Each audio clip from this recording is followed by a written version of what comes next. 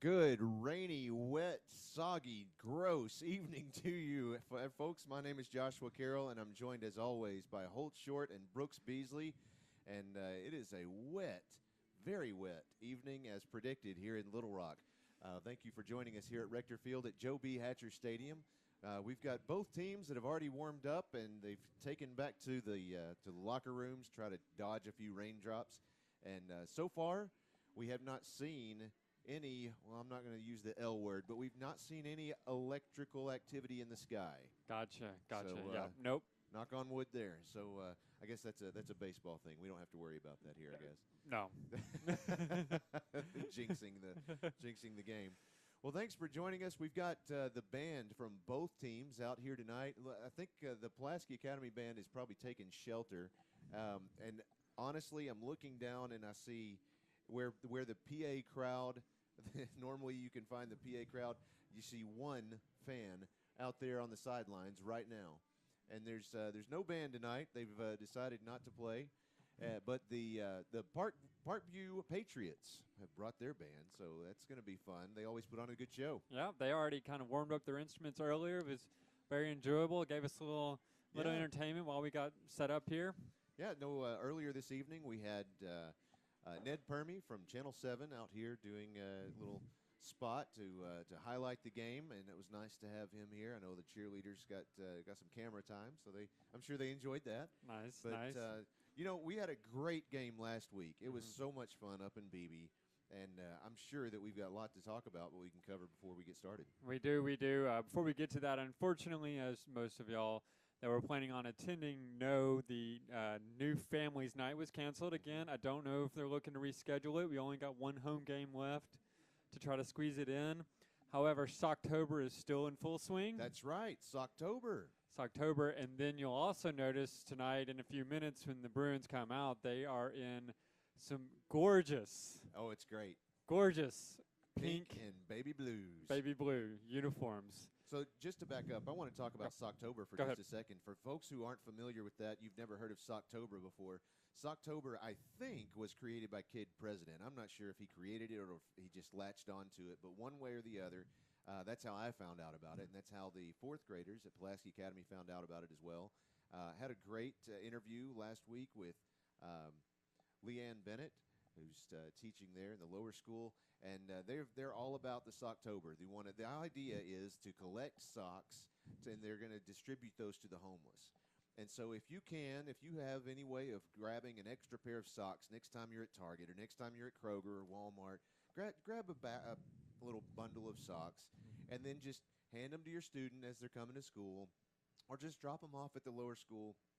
If you're just driving around town, they'll take those, and they're much appreciated. If you're coming out to the game tonight, you're on your way, go ahead and swing by Target and grab a pair. And from what I understand, we've got a box somewhere out here. It's probably quite soggy by now, but you know what? If you can't find a place to bring them to the press box. I'll take them. And it's through October, through the end of October. That's when right. They're collecting, hence the name, Socktober.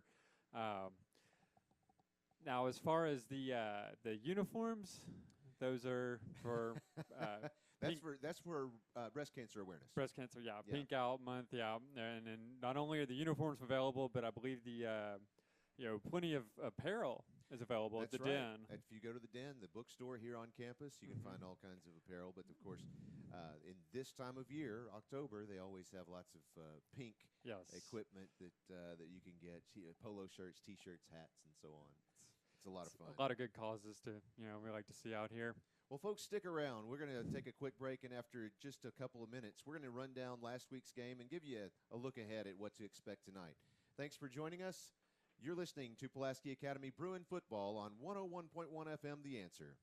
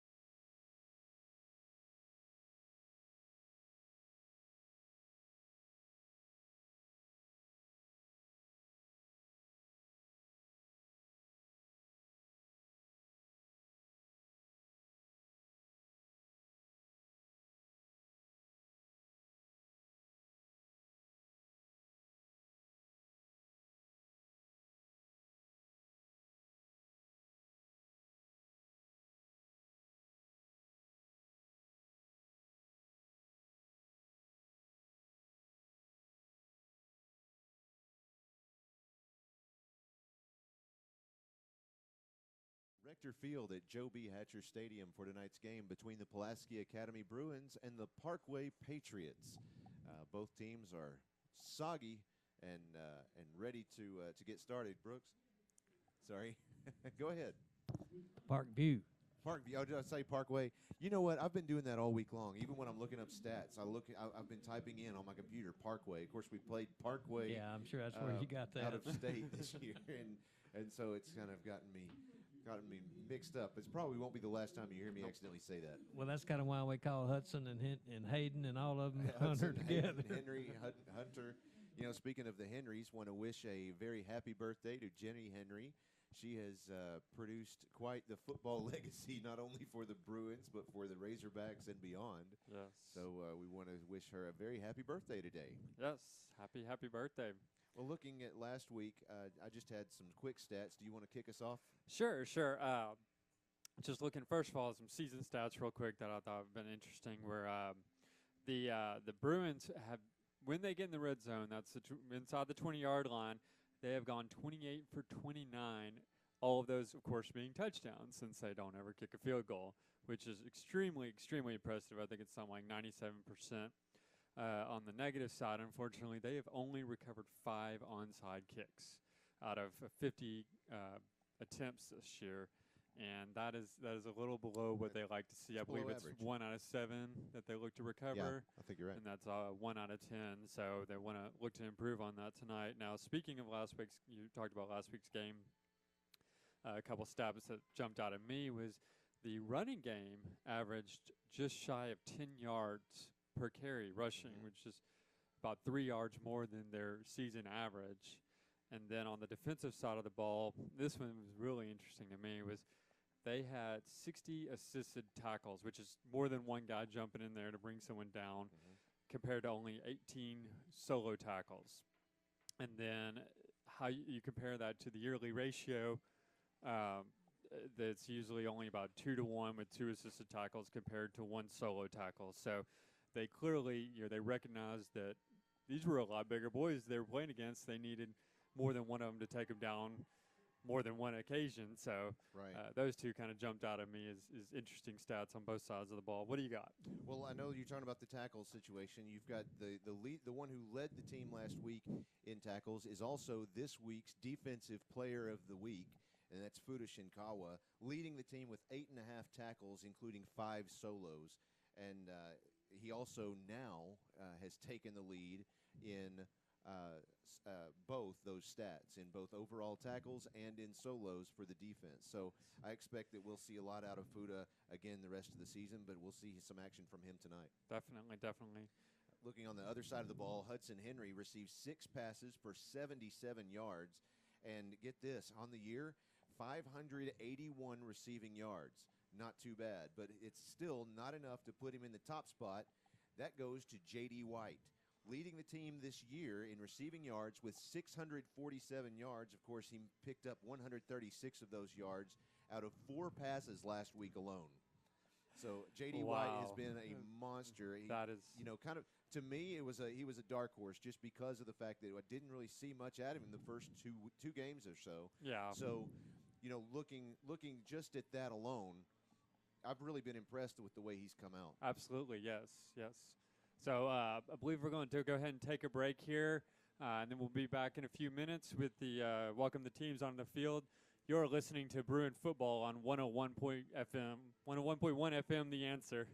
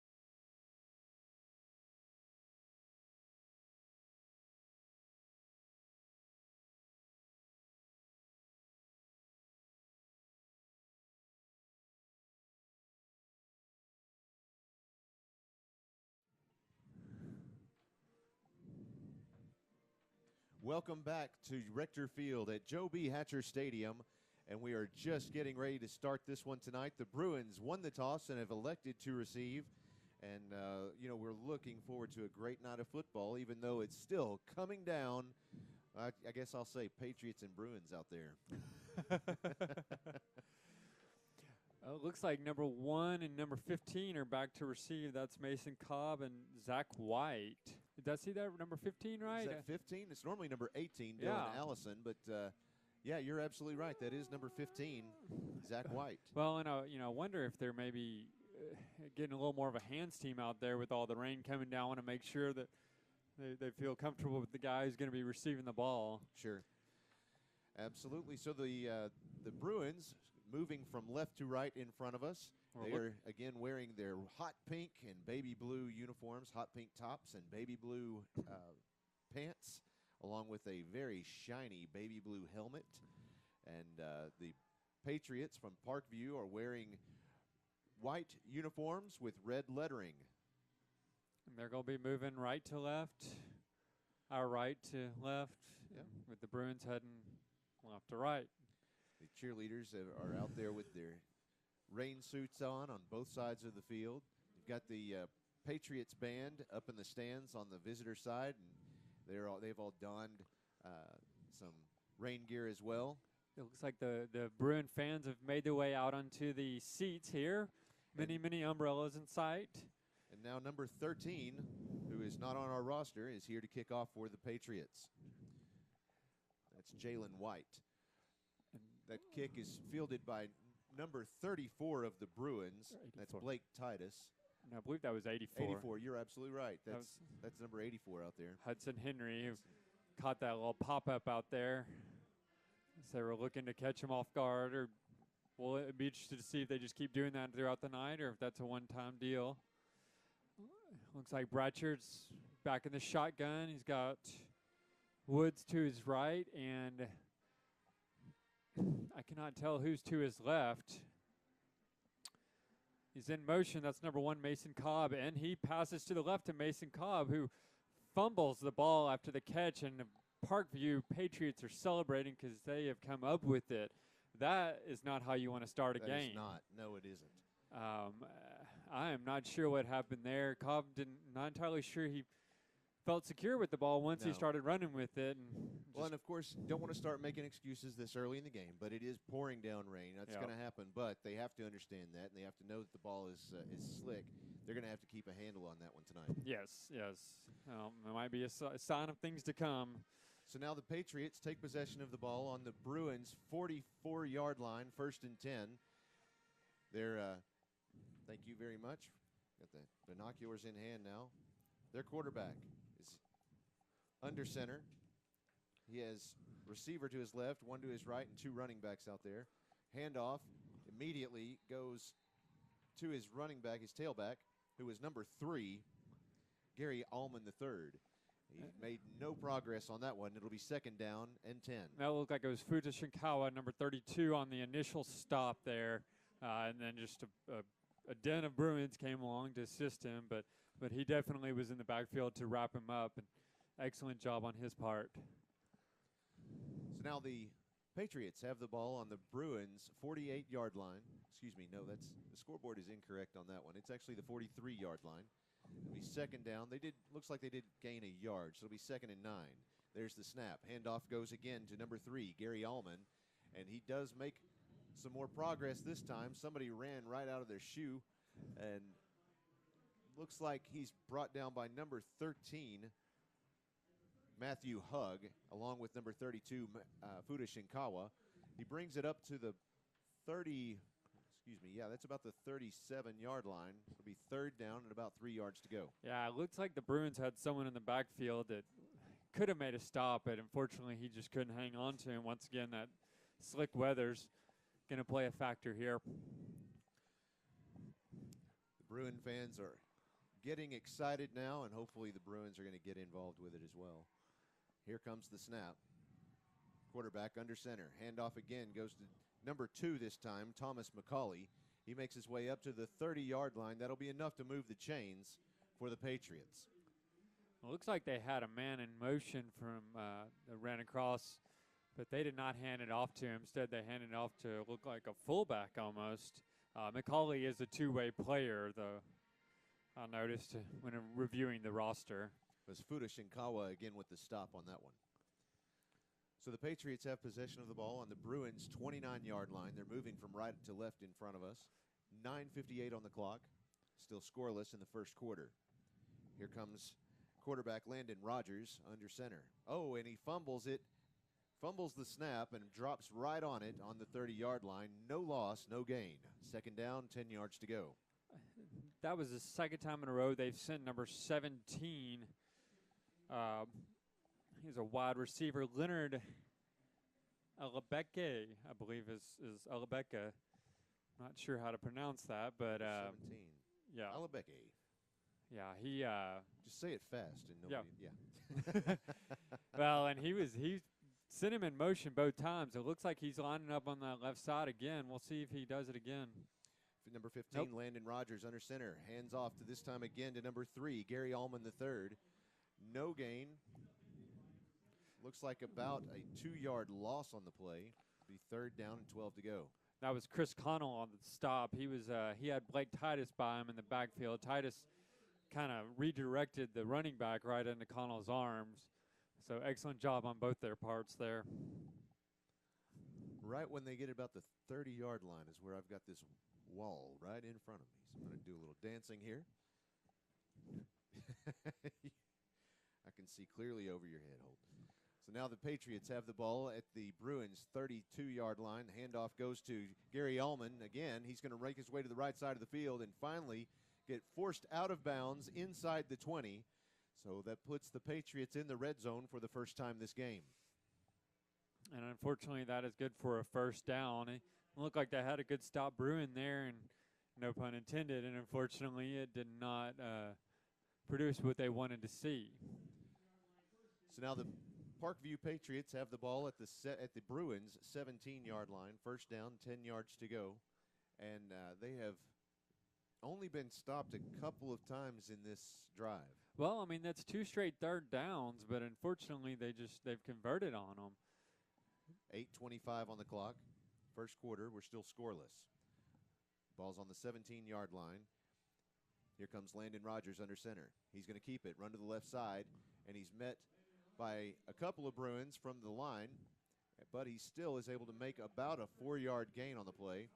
So that'll bring up second down and about 6 yards to go. After those couple of runs by Allman for the Patriots, it looks like they put him out on the left side on the receiver spot and had him in motion. So I imagine he's going to play a part in all the offense for them tonight, whether it be as a decoy or going up the middle and picking up those big gains for him. So the Bruins are going to have to learn to respect him. All right, now the Patriots break their huddle. Landon Rogers again under center. He has receivers on either side. Handoff this time goes to number 2, Thomas McCauley. Runs it straight up the middle and is met by the Bruins. And looks like he made a gain of about 2 yards. That'll bring up 3rd and 4. That's the third straight third down. Let's hope it's the charm. McCauley, we do not have statistics, whether height or weight for them, but McCauley looks like he's a little bit on the big side. He's definitely got the mold for a fullback. Sure. So it's going to take quite a few Bruins to stop him tonight, much like last week. We do know that he's a junior. That's about all we have on him. Once again, Rogers under center. Handoff this time goes to number 26. That's Jonathan Campos, and is stopped short. That'll bring up 4th down, and they lost about a yard on that play. So that'll bring up 4th down and about 4 yards to go. That was a big stop, again, by Chris Connell and Blake Titus combining on the tackle there. Connell has stopped him initially, and Titus helped clean up the work. So they were able to get into the backfield. It's what they need to do tonight. And one of the things we've spoken about the last couple of weeks is the fact that when teams play Pulaski Academy, they try to play PA's way a lot of times, and it looks like they're going to do that just now. They're not sending out a kicking team. They're going to go for it on 4th and 4. So they have the ball. The Patriots have the ball. There's the snap. Handoff goes to number 23. direction. That was looked like he did not get it. That was Chris Connell again on the stop initially, and he had at least one other Bruin in there to help him. But there wasn't a whole lot of creativity there on those last few plays. It looked like they were just running it up right the gut. Up the middle. That's but right. it did work the few times before. Sure. So I think it was just a case of stop us if you can, and the Bruins did stop them. That was Jonathan Campos with the carry. So the ball turns over on downs at the Bruins' own 10-yard line, 6:11 remaining in the first quarter, and we are scoreless. So the Bruins have the ball at their own 10, 1st and 10. Let's see if they can have a better start than the last time. Braden Bratcher in the shotgun. He has looks like we got some confusion on the field about the quite a bit of confusion. The head official is out there to start the play clock. There we go. That's what we were waiting on. So he has running backs on either side of him, and I'm not sure what they just snapped the ball directly to Azarius Woods, and that was interesting. You had Braden Bratcher. He took off running right before the snap to the right, and Woods took the snap himself and ran it just up the right side. Pushed his way forward for at least 4 yards there, so it's 2nd and 6. Again, Woods in motion. Here comes the snap. There's the snap. He looks to throw. Pass is complete to. That was actually to Hudson Henry. And he's at the 20, the 10, touchdown. Of course, Henry had a little lateral pass. That was a rugby play. That's what you brought to my attention. That is. That's one of the things that they've been looking to do all year long was that he made the pass complete to number 84, Hudson Henry, and then had a little reverse lateral pass there to, I couldn't even see who it was. That's number 5, J.D. White. Of course it is. And J.D. takes it to the house. Henry with a lateral? Where have I heard that before? Does that sound familiar? Anyone? Right. So now the Bruins take the lead 6-0 with 5:32 on the clock. They're going to go for 2 here. There's the snap to Bratcher. He's looking to pass. Pass is complete to number 5, J.D. White. So the extra point attempt is good. Let's take a quick break. Bruins leading this one 8-0 with 5:32 in the first quarter. We'll be right back. You're listening to Bruin Football on 101.1 FM, The Answer.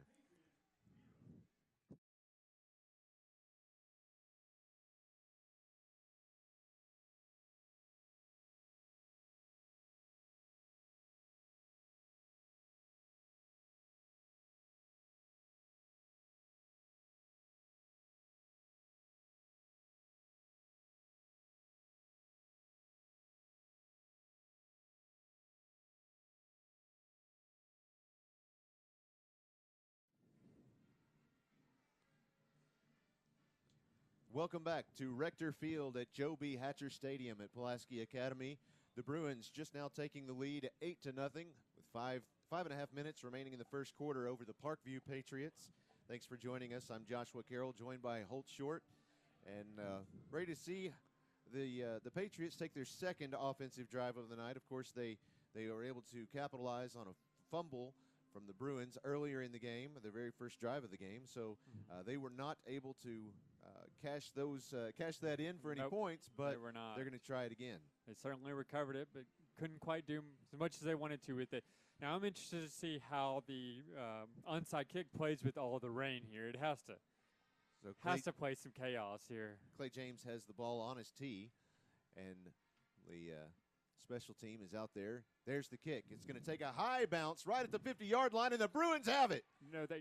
Nope, they're still scrambling for the ball. They did hit the ground with it first. Let's see what the officials call for.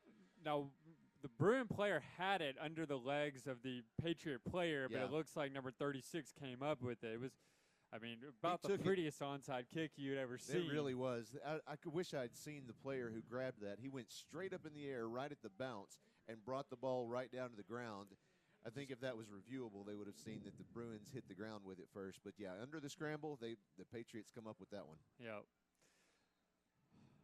So now the Patriots have the ball at their own 48-yard line, 1st and 10, 5:27 on the clock. That last scoring drive for the Bruins was a 2-play, 90-yard drive that resulted in an 86-yard lateral by Hudson Henry to J.D. White. Took 39 seconds off the clock. Thank you, Brooks Beasley.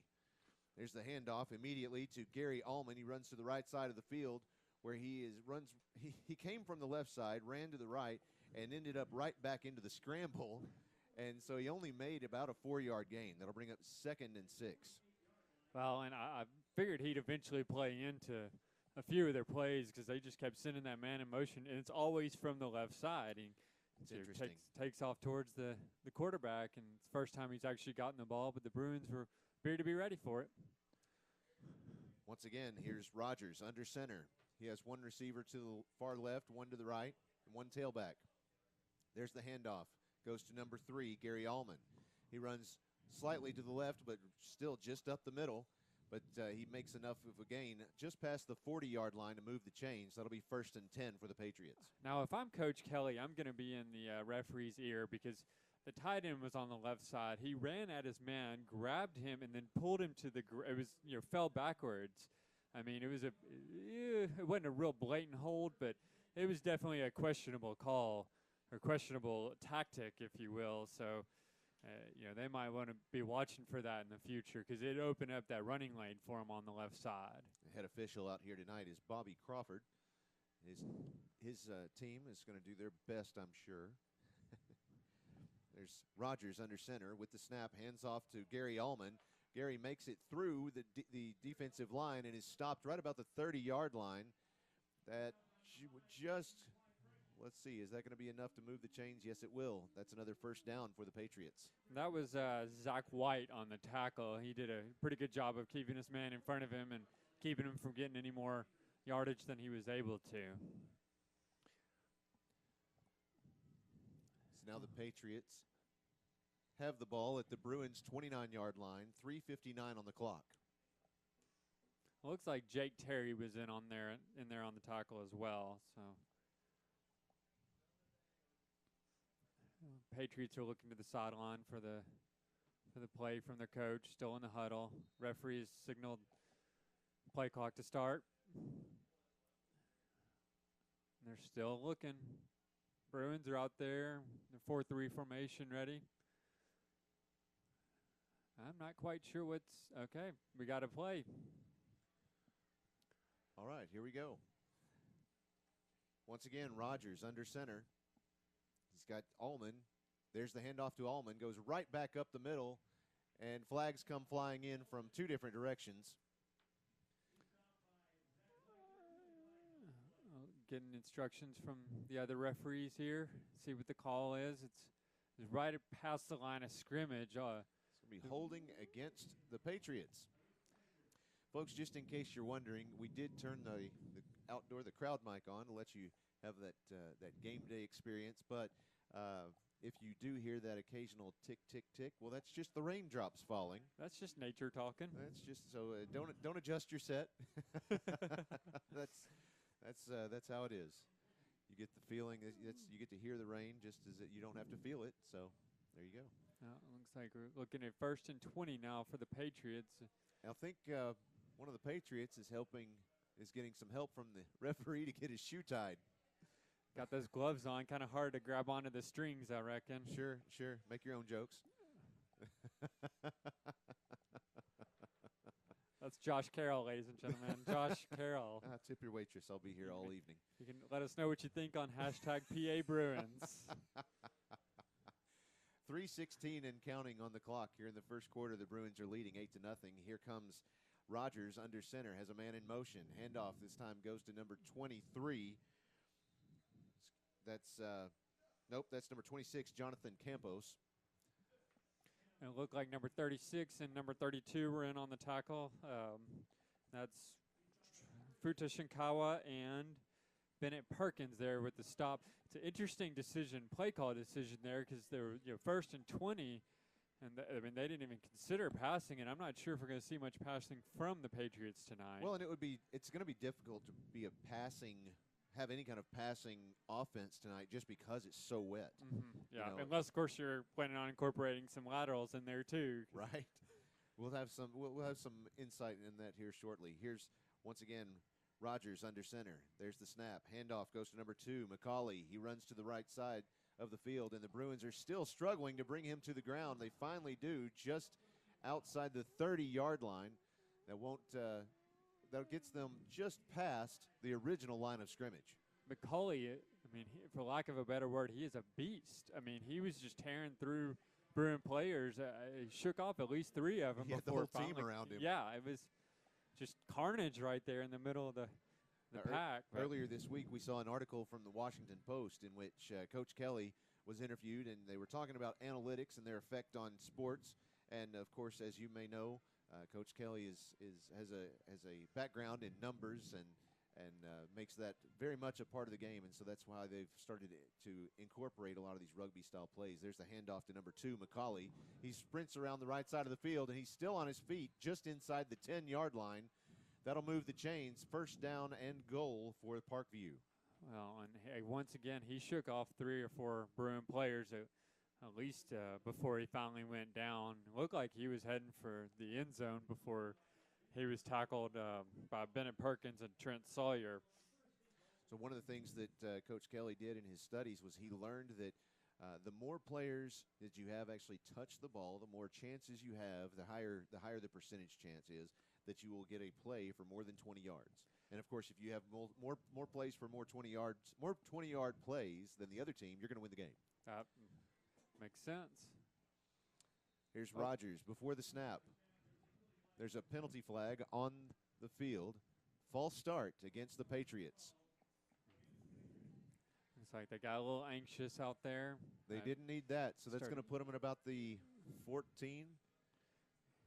That's where the marker is.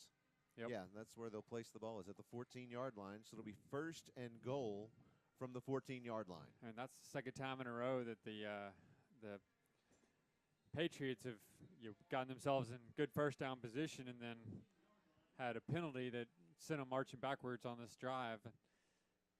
They're going to get frustrated if they don't find that end zone right now. Let's see if they hand it off to McCauley once again. Seems to be working. There's some confusion there for the Patriots. They're going back to their huddle and looking to the sidelines. 13 seconds on the play clock. 10. Now they're going back to the line and set up. Rogers under center. There's the snap. Handoff goes to McCauley. He runs right up the middle, but then tries to make a hop to the right when he's forced down to the ground. It'll only be a gain of about a yard, if any. Yeah, about a yard. So it'll be second down and about 13, second and goal. Well, and we can't really hear very well what happens on the field, but that must have been very loud when he ran into Jake Terry, because I mean it was like time stopped for just a split second as they collided, and then he was able to sneak forward for a few more yards to the right side. But well, folks, that's the end of the first quarter. Our score here: Pulaski Academy 8, Parkview 0. We'll take a quick break. We'll be right back. You're listening to Bruins football on 101.1 FM. The Answer.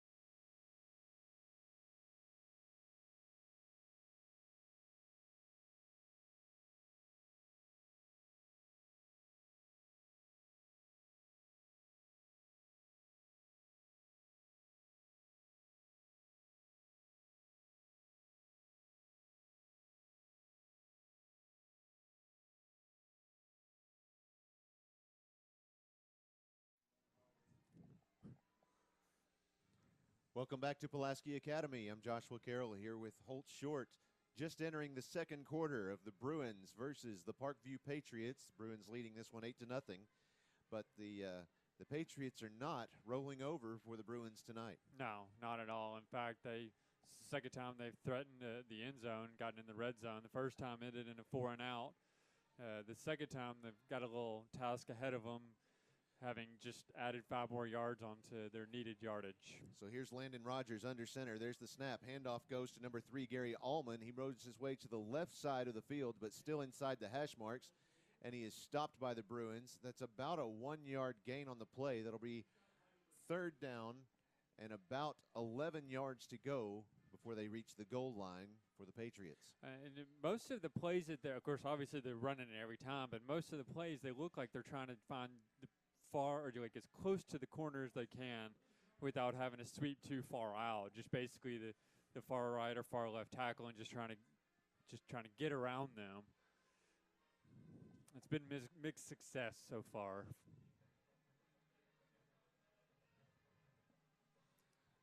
There's the snap. Handoff goes this time to Thomas McCauley, and he makes his way up to about the 4-yard line. It'll be 4th and 4. Could not tell who was on the stop there. There was Didn't see him. Just kind of a massive Bruins with a team effort. So 10:48 in the second quarter and counting. 4th down, 4 yards to go from the 4-yard line for the Patriots. They are in no hurry to They're really get out not. of the huddle. 2 seconds on the play clock. 1.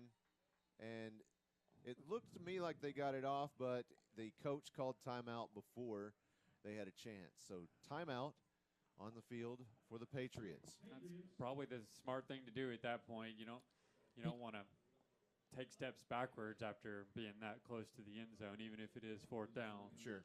That's one thing we noticed last year when we played Parkview, that they would try to use as much clock as possible. You know, that's a good strategy. If the Bruins don't have the football, they certainly can't score. Sure. That's absolutely right. This Brooks Beasley, thank you, sir. Always providing us great stats throughout the game. Good to have him back in the booth tonight. Yeah, it was weird having you in a different room last week. Like yeah, I didn't like that either myself. It's like had little apartment booths. You're right. Yeah, I like to be all together, and we can kind of pass signals around or whatever we need to do. I still wasn't sure where you were that whole time. I knew you'd get stats that kind of They just appeared. Magic. The audience here at the stadium was just shown a quick video announcing that Fuda Shinkawa was the Defensive Player of the Week. So that's well-deserved by Fuda. And here comes Johnny White under center. He has Gary Allman in the tailback position. Handoff goes to Allman. He runs to the left. He's just inside the hash marks. Now he's still on his feet, but he's going to be met by the entire defensive line. Somebody's got to blow a whistle at some point. You know, a scrum is one thing, but wow. the ball had stopped moving, so you've got to call that dead before somebody gets hurt. I know we discussed rugby earlier, but Right. that's not the aspect of rugby we were Not exactly. looking to see here. But excellent job by the Bruin defense once again, shutting off that corner and just buying the other players enough time to everyone get in, make that joint tackle. So no idea who made it, by the way. Right, no idea. The Patriots come up short on that drive again, so that'll have the ball turning over on downs. The Bruins take possession on their own 5-yard line. 10:23 remaining in the second quarter. The Bruins leading this game 8-0 against the Patriots. Here comes Bratcher in the shotgun. There's the snap. Looking to pass. Its pass is complete to number 4, Merritt Jones. No, it's incomplete. I'm sorry. Looks like he was out of bounds when he caught that one. Well, and he had it in his hands, and then he just kind of bobbled it. And Gotcha. yeah, he was, I think, thinking about where he was going to go with it before he actually had control of it. That'll happen. It was a well-positioned pass, that's for certain. Yeah, not one that he needs to be dropping. So Bratcher again in the shotgun. And with an empty set, he has 3 receivers to the left, 2 to the right. There's the snap, looking to pass to the left side. Pass is out there, and it's incomplete. It was intended for J.D. White and just almost intercepted by number 21, Wesley Sin. Yeah, I mean, overthrew the receiver by about a foot there. And Sure. Thankfully, the ball dove into the ground before it got into the safety's hands. Now, this is where you really regret that drop pass in the first play, because it is 3rd down. You know, they still have 2 plays to go, but I mean, they're backed up deep in their own territory. You can't afford to give the ball right back after that great stop by the defense. No, they've got to get it out of where they're at right now. Here's Bratcher in the shotgun, again with an empty set. He has 2 receivers left, 2 right. Running back is on the line. There's the snap, looking to pass. Still looking. He's going to throw it, and it's complete to number 84 himself, Hudson Henry. And that is going to, let's see if that's going to move the chains. Yes, it will. By about 2 yards, that's enough to move the chains. First down for the Bruins. If you go to the dictionary, you look up thread the needle. That's exactly what just happened. Yes, you will see a video of that play. Dictionary.com. That's right. Check it out. So now he has running back with him in the backfield. That's Jaden Kelly. Handoff goes to Kelly. He runs it up the middle and then to the left. Oh, and he hit the ground. That's right, he did. As he was tackled right at the 20-yard line, he dropped the ball. The ball popped out, and of course a couple of Patriots tried to scramble for it, but he was on the ground. So that's about a 3-yard gain. That'll bring up second down and 7 yards to go for the Bruins. Well, and Luke Hall has rather rudely introduced himself to one of the Patriot defenders right there. He kind of just swallowed him up, and Jaden Kelly waited just long enough for him to take care of that man and was able to pick up the yardage. Luke Hawes can rudely introduce himself to anyone. He's 6'3", 275-pound senior, and he can move. So with now again, Braden Bratcher has a man in motion this time. It was Woods looking to pass. Passes up, and it's deflected. It was intended for Merritt Jones. It was deflected by number 1, Markel Alcorn of the Patriots. I mean, you got to applaud. That was a good effort by the defender there, and kind of a dangerous pass by Bratcher. I mean, it looked like Jones had some space, but I think he was able to get a little bit of confidence with threading, like you said, threading that needle with Henry just a moment ago, and he was going to try it again. Yep. He's got twins on either side this time. There's the snap. Handoff goes to Kelly right up the center, and he's free. He's at the 40, at the 50, at the other 40, at the 30, the 20, the 15, the 10, the 5. Touchdown, Jaden Kelly. Touchdown, Bruins. What a play. I would have to check the replay, but I believe that was the center, number 61. That's Thomas Vaughn. Yeah, I think he was opening up a gap there. So it was an excellent job by the offensive line, giving him the room. And then, of course, Jaden Kelly made a man or two miss on his own, which is what you want to see, which is what your coaches kind of rely on. Now they're going forward on 2. There's the snap. Bratcher looking into the end zone, and he finds his man, number 84. He did. Hudson Henry. Hudson Henry picking up the 2-point conversion for the Bruins, making the score 16-0 over the Parkview Patriots with 9:12 remaining in the second quarter. Let's take a quick break. We'll be right back. You're listening to Bruin Football on 101.1 FM, The Answer.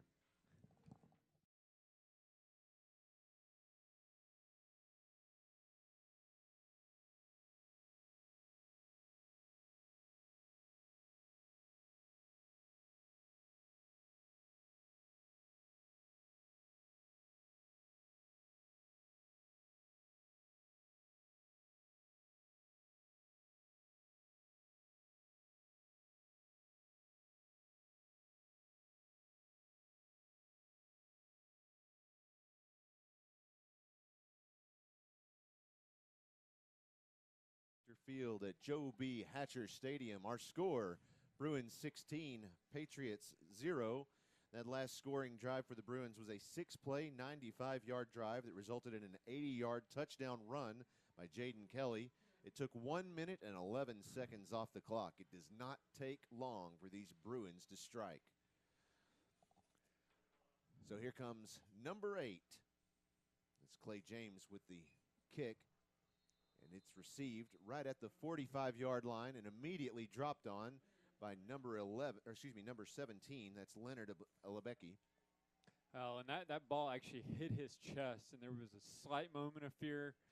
I mean, if we could have seen his eyes, it probably would have been, some shock. But he recovered real quickly and was able to jump on that ball. A lot of times when you have a kickoff, you know it's coming. It's like, okay, here comes the ball. I see it. All right, now I'm ready for it. But when PA has those onside kicks, they come at you like a laser sometimes. And that was a bullet, yes. Yeah. That was a bullet. Unfortunately, when it goes that fast, though, they don't have as much time to get out there and try to jump on a loose ball. So right. It's just a different variation for them to try to deal with. We saw that quite a bit last night at Whitehall. I'll tell you about that game here shortly.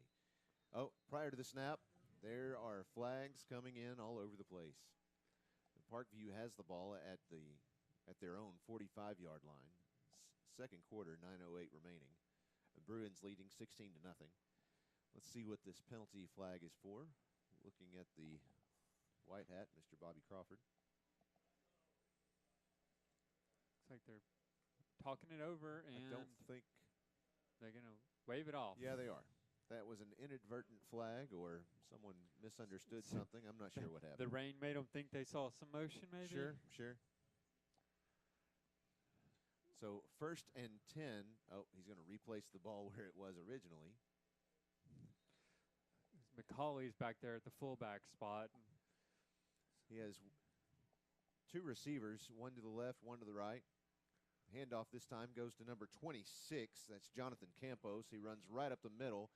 Has a gain of about 1.5 yards. That'll bring up 2nd down, and looks like that spot is going to give him 2nd down and about 7 yards to go. Well, that time they actually ran it up the middle, just straight up the gut, and didn't even look at McCauley before handing it off to Campos. Wasn't looking for any corner, just looking for a gap up the middle. Here's Landon Rogers under center. Here comes the snap. There it is. Little shovel pass to number 3, Gary Allman. He runs to the left side of the field. He's got Bruins surrounding him, and he's brought down. He's going to lose 1 yard on that one. So that'll bring up 3rd down and 8 yards to go. Well, and it looks like he was going to lose a couple of yards. I mean, it almost seemed like that was a positive yards gain for them, even though they lost yards, just because he was able to get past the back to the line of scrimmage or close to it. That was Matthew Hugg and Zach White with the defensive stop there for the Bruins. It looks like Blake Titus was in there as well. No. That rain messing with my eyesight again. It must have been. 7:50 on the clock and counting here in the 2nd quarter. Here comes the snap to Rogers under center. Handoff goes to number 2, McCauley, right up the middle, makes his way up to about the 47-yard line. That'll give them 4th down and 2 yards to go for Parkview. Well, and McCauley started off actually kind of off center from the quarterback, and so he was already kind of running at the quarterback as he was able to get the ball, so he had some momentum there. But the Bruins have learning the tricks, if you will, and figured out that McCauley, tough man to stop. He certainly is. 7:09 on the clock in the 2nd quarter. Here comes the snap to Landon Rogers under center. He hands off to, again, McCauley right up the middle, and the Bruins meet them at the line, and they do not get the let's see where they spot this ball, because he made – I can't see how he did not cross that line, but they're giving it to him. I mean – It's a great vantage point that we have. We're right over the 45-yard line, and that's the line they had to cross in order to get the 1st down. I mean, I don't know. I know his feet didn't get across it, but, I mean, his body, I guess. His helmet may have, but the ball never did. Yeah. No. We have the advantage of an instant replay up here in the booth, and they were able to confirm. Telling them they should throw the flag. Unfortunately, there is no flag to throw. No red. Oh, well. Try it again next time. Here's 1st and 10 for the Patriots. Handoff goes to number 3, Allman. Again, right up the middle. About a 2-yard gain on the play. That'll give them 2nd down and 8. He's stopped by Chris Connell this time. I think I saw Jake Terry in there helping out a little bit as well. And Matthew Hugg as well. It's a great defensive line that the Bruins have this year. It features Grant Pino, Will Shelton, Chris Connell, Jake Terry, Clinton Wilson, Matthew Hugg, and Bennett Perkins. Of course, that's just your defensive line starters. Then you also have Trent Sawyer in the secondary with Blake Titus, Zach White, and Clay James. Clay James, you'll recognize that name. He's also the kicker for the Bruins. There's the snap. Handoff. Stopped immediately. That was McCauley this time. Again, straight up the middle. About a half-yard gain on that one, so that'll still be registered as 3rd down and 7 yards to go. Well, and Clay James doesn't appear he's going to play much of a factor tonight because he's a cornerback, but he leads the team with 6 passes defended, 4 breakups, and 2 interceptions on the year. That's right.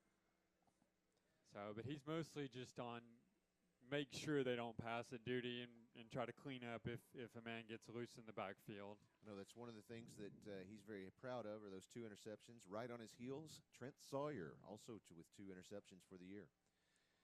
Here comes the snap to Rogers. He hands off again to number 3, Allman, and he is stopped right at the 37-yard line. Not quite enough to move the chains.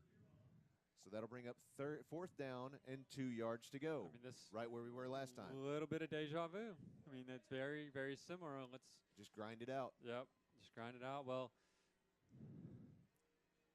if it works, 4:42 and counting on the clock. The Bruins leading 16-0 here in the second quarter. The Patriots have the ball on the Bruins 40.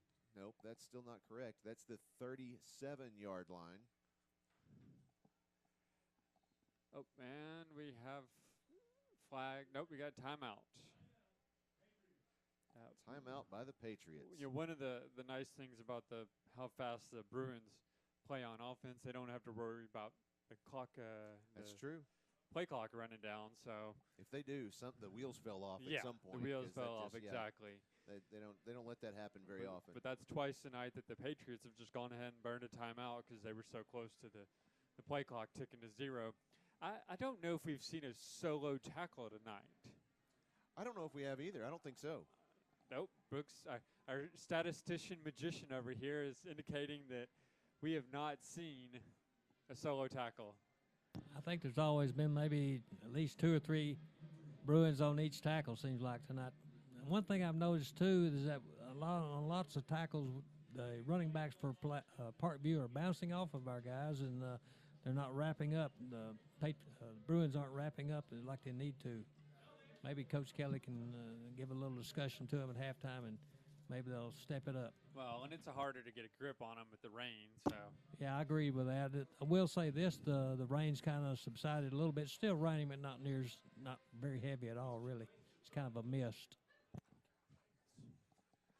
So here's the Patriots again, 4th down, and there's a bad snap. That's going to cost them. So he dropped it right as the snap came in. I'm not sure that the quarterback, that's Landon Rogers, I'm not really sure he was ready for the snap. No, I'm not sure. They weren't going for a count, I'm guessing. No, he was definitely not prepared for that ball to hit his fingers. So Bruins, once again, big stop on 4th down. That's going to be a great position for them to come back from. So they now have the ball at their own 30. Well, it's weird. The ball is at a different position from the marker. Looking at that, so it's about a half-yard difference, but it looks like they have the ball at their own 38-yard line with 4:18 remaining in this half. The Bruins leading this one 16-0. Here comes Braden Bratcher with an empty set. He has triplets on his left, twins on his right. There's the snap. He's going to keep it and try to make his way right up the middle, but he makes nowhere. They were able to get to him very quickly, so he's going to lose about 3 yards on that effort. 2nd down and about 13 yards to go for the Bruins. They sent two linebackers just straight up the gaps there, and then no one picked up those blocks. I'm not sure what the Bruins had in mind, but it was not anticipating what just happened. So we're going to repeat the same layout. Empty set in the backfield. 3 receivers left, 2 to the right. Bratcher, 10 seconds on the play clock. In the shotgun. There's the snap. He's going to keep it again. Right up the middle this time. He's at the 40. Makes his way to the 50. And he is met at the Parkview 49-yard line, and there's a flag that comes in toward the end of the play. That was, right around where they stopped Bratcher, and I would not be surprised if someone grabbed an inadvertent face mask there. He did get twisted funny. Yeah, it is going to be a face mask against the Patriots, I believe. Here's the official. Face mask against, that's an inadvertent face mask. So that's going to be a 5-yard penalty from the end of the play.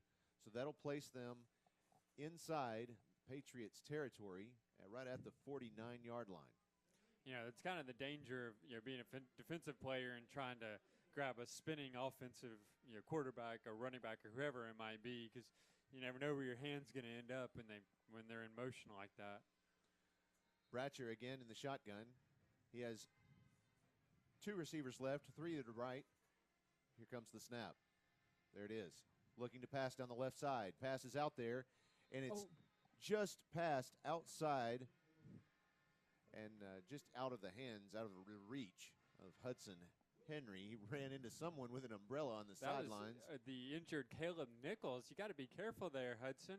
The man wants to play next year. Right. So he did provide a little inverted padding for him, though. Here come the Bruins, 2nd and 10 from the 49-yard line. Man in motion. Handoff goes to Kelly. He runs to the left side of the field. He's at the 40.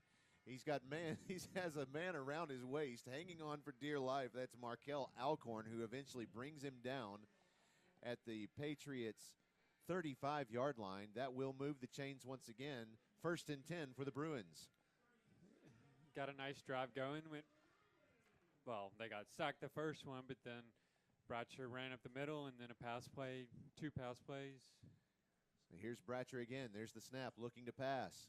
He's going to scramble to the right side. He may keep it on this one. He's going to run out of bounds at about wow, he made more yardage than I expected him to get. He got up to about the 25-yard line. Nope, they're going to mark him down at the 26. Again, enough to move the chains. They're on a march. 1st down, Bruins. Well, and they were looking to pass there, but that drive at that point had gone run, pass, run, and they was expecting pass. So they're kind of mixing it up a little bit here. That rain is still coming down. I applaud these Bruin fans for coming out tonight to watch this one in the rain. There's the snap.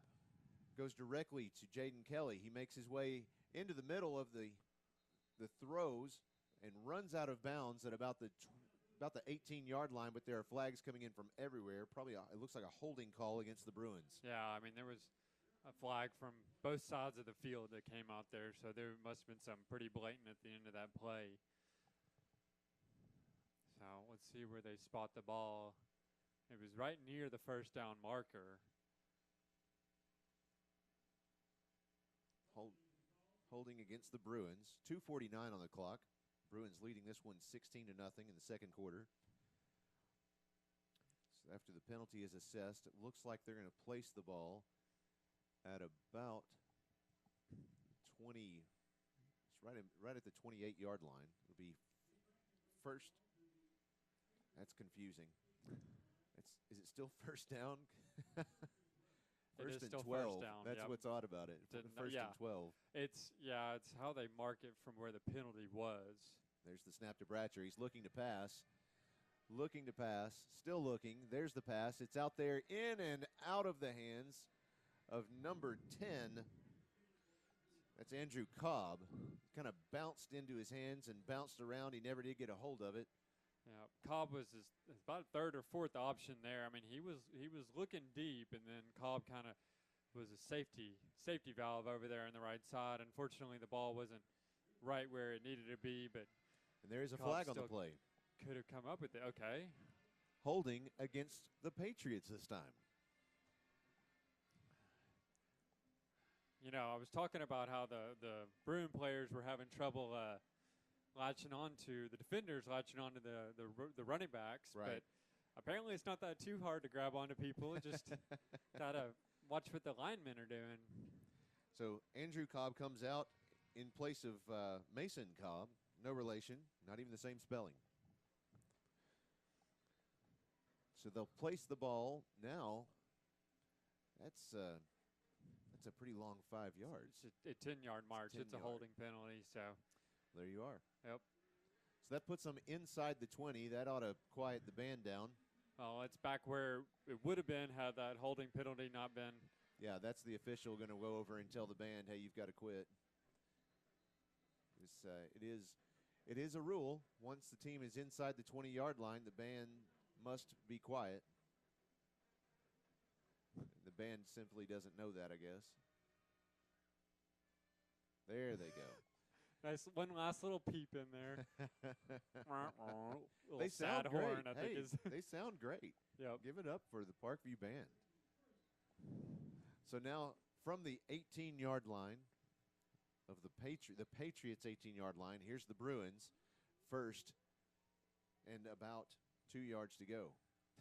There's the pass, It's up, and it's into the hands of number 5, J.D. White, in the end zone. Touchdown, Bruins. I was right in the breadbasket, right over the defender's hands. I mean, the ball couldn't have been better placed. Bratcher knew it. I mean, as soon as he let go of that, he knew it was good. Looks like they're going to be going for it for 2-point conversion again. Leading 22-0 here in second quarter. 2 minutes, 35 seconds left on the clock. Bratcher's looking to the sidelines for the signal. It's like he's got Jaden Kelly out to his left. He's got trips to the left. Yeah, he's got Henry. Now Kelly's in motion. Nope, he's still going to pass. Looking to pass to the left side. And he drops the ball, and the Patriots fall right on it. So the 2-point conversion is no good. 2:35 remaining in this half. Bruins leading this one 22-0. We'll be right back. You're listening to Bruin Football on 101.1 FM, The Answer.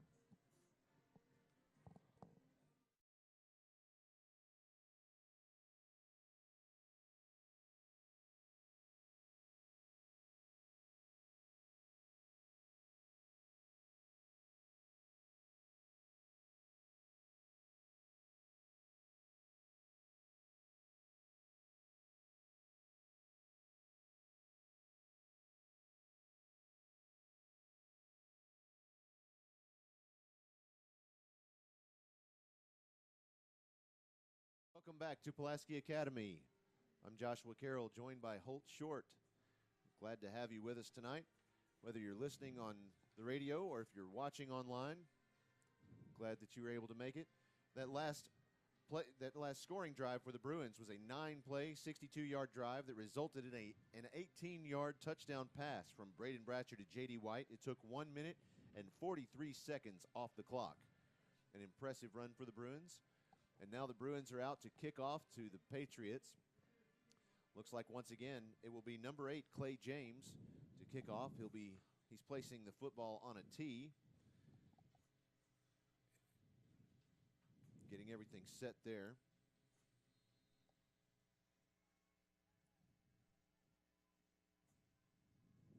And there's the kick. And it bounces right off of the shoulder of Patriots number 11, Galen Finley, and it bounces out of bounds at the Bruins' 47-yard line. But they're going to mark the ball where it actually hit the Bruin player and not where it went out of bounds, I believe. It should be where they mark it. I wouldn't think so, simply because it hit the Patriots player first. Yeah.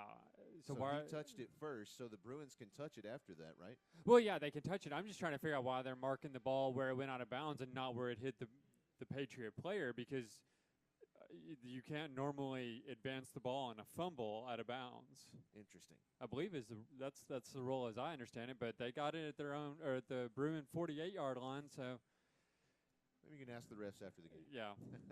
Good luck with that. Here's 1st and 10 from the 47-yard line. The Patriots have the ball in Bruin territory. Handoff goes to number 26.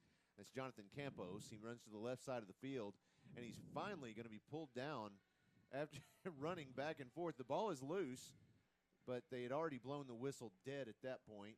So it looks like they're going to spot the ball probably at the 35-yard line. Yeah, and that will move the chains. It's a first down for the Patriots. Well, and Clay James stepped up, and he was looking to strip the ball as soon as he got there. He dang near did as well.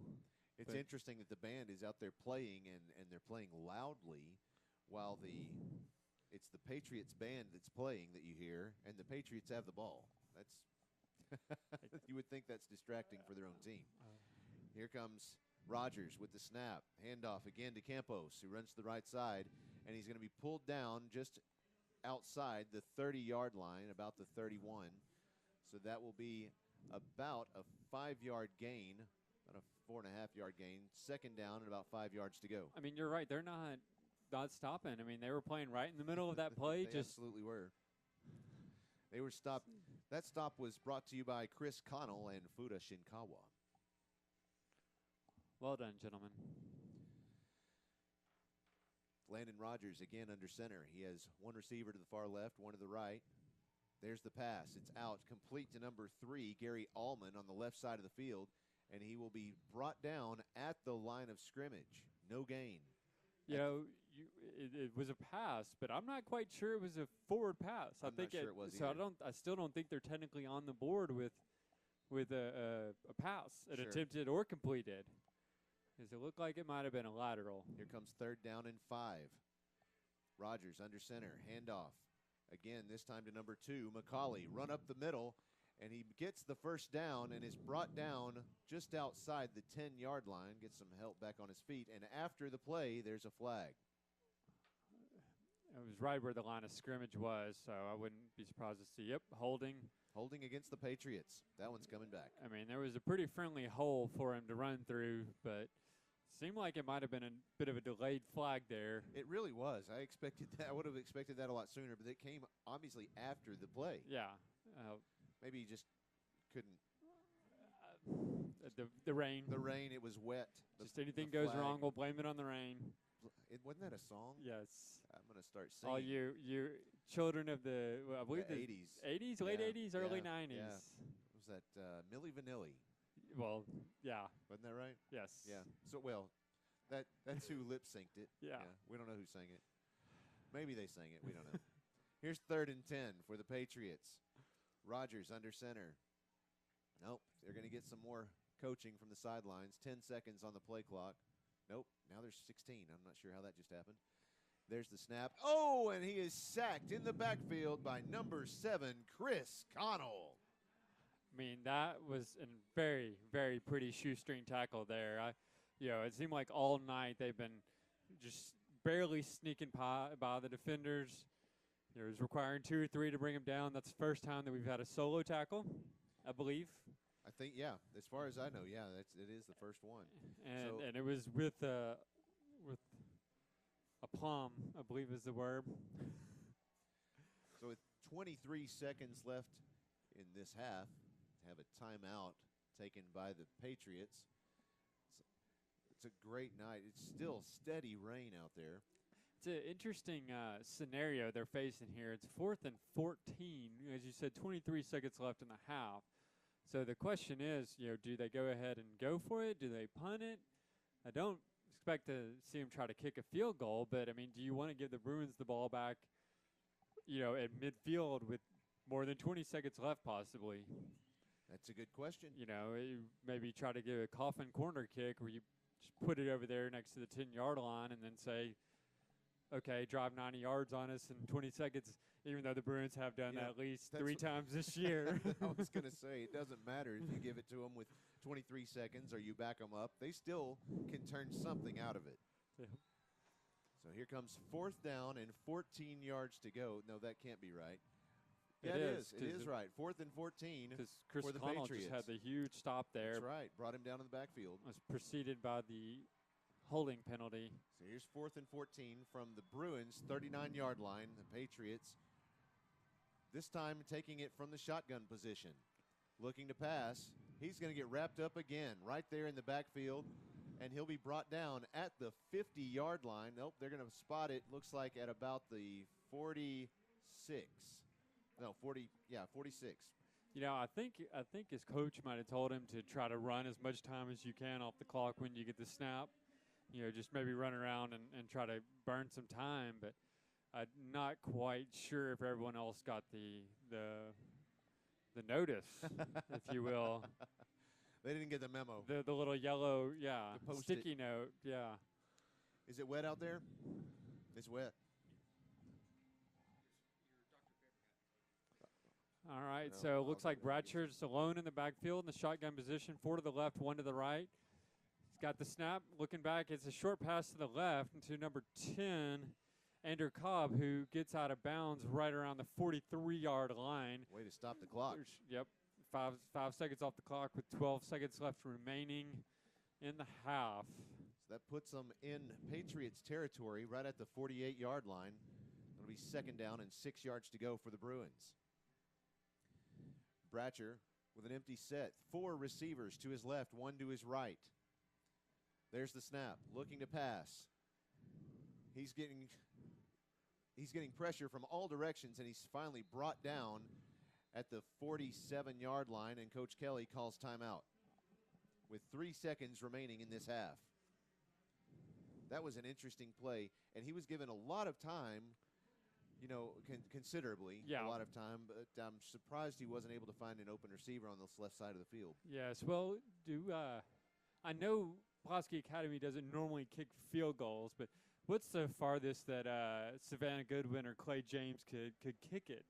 I think, as I recall, I've been told 42 yards. Okay, I was just curious because I was wondering why they were going for the short yardage play to the left side on that first one, because that's why teams would normally go for the short yardage plays, just try to get it in field goal range. But yeah, that wasn't 42 yards. No, No, that was not quite sure. So stick around for the halftime show after we get the first half over with. We'll have 3 seconds remaining on the clock before our halftime. Halftime show today will include a couple of the Bruin tennis team members. The golf team's doing great as well, but the tennis team has just won the state championship again in singles and doubles, and every one of them, I believe it was all 12 of them, as I recall, were able to letter this year. So wow, all state honors. So here comes the snap. Braden Bratcher looking to pass down the left side, looking to the left. There's the pass. It's complete to J.D. White. He's at the 40-yard line. He's still on his feet. Nope, he's going to be brought down just this side of the 35, and that's halftime. The Bruins leading this one 22-0. We'll be right back. Stick around. We've got more football to come. You're listening to Bruin Football on 101.1 FM, The Answer.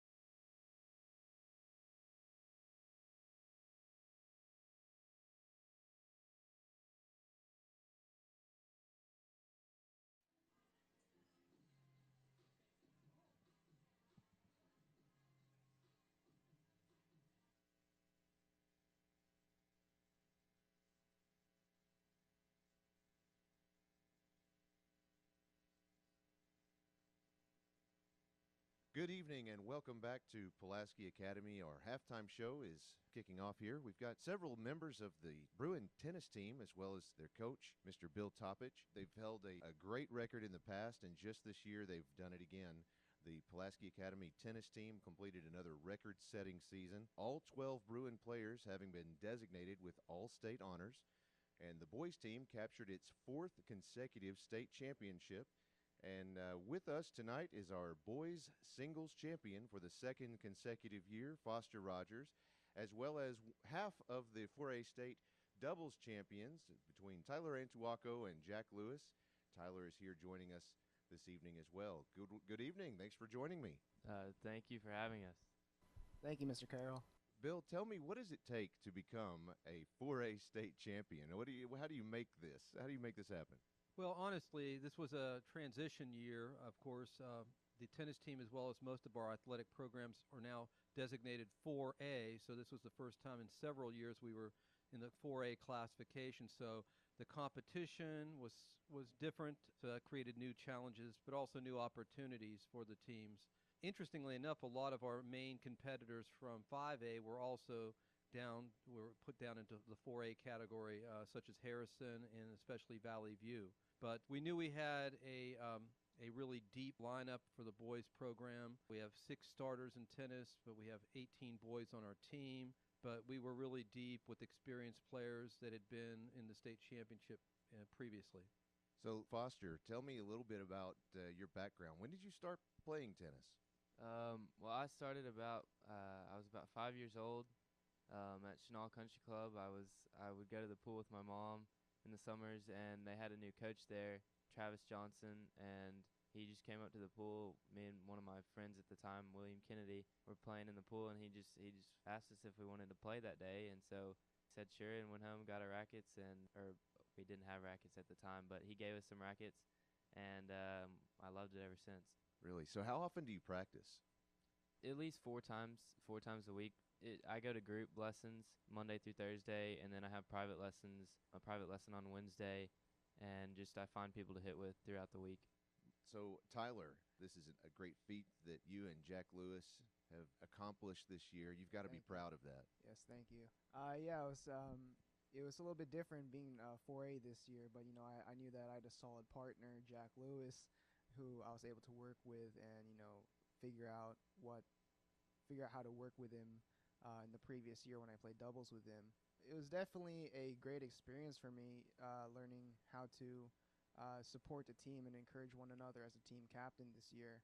So, taking on that new responsibility it was just a new aspect of this year that I really enjoyed.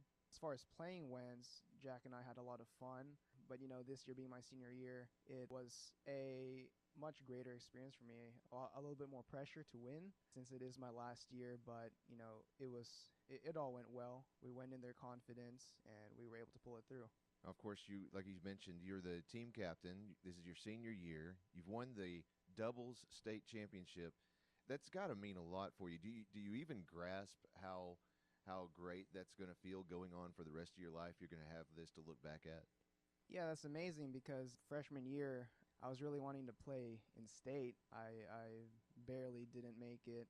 But I was able to play with Foster the next year, and we lost in the finals playing doubles together. Then, I really knew that I wanted to win at least one of the championships sometime during my high school career. And winning this one, especially with Jack and as the team captain, it meant a lot for me, knowing that I was able to help support my team and help bring my coach, Mr. Toppich, another ring this year.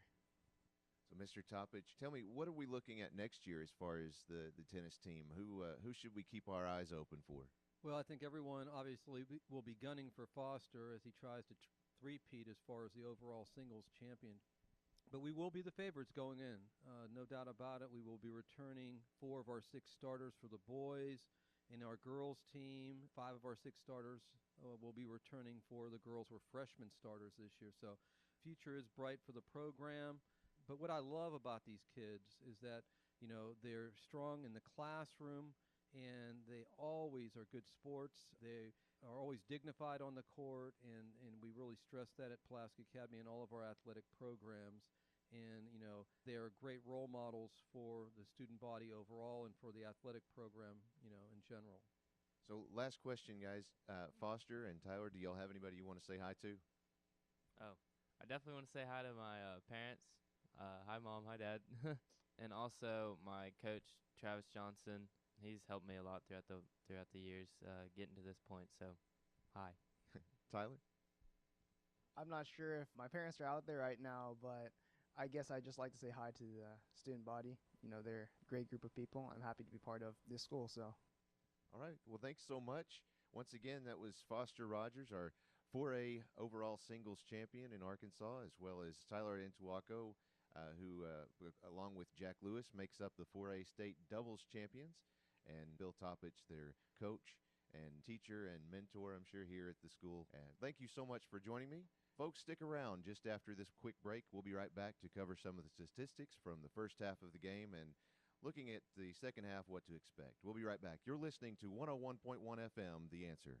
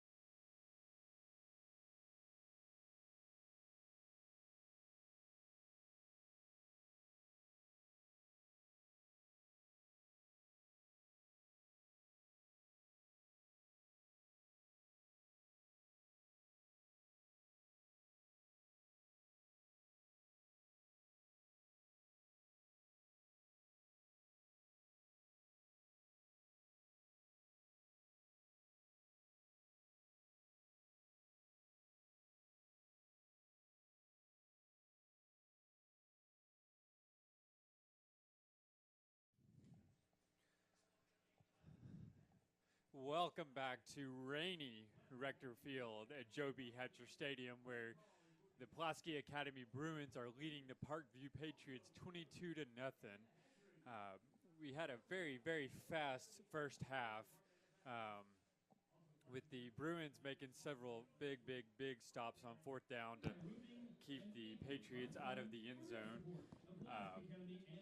One thing that jumped out to me, one thing that I was looking at last week, I'm here with Brooks Beasley, our statistician magician.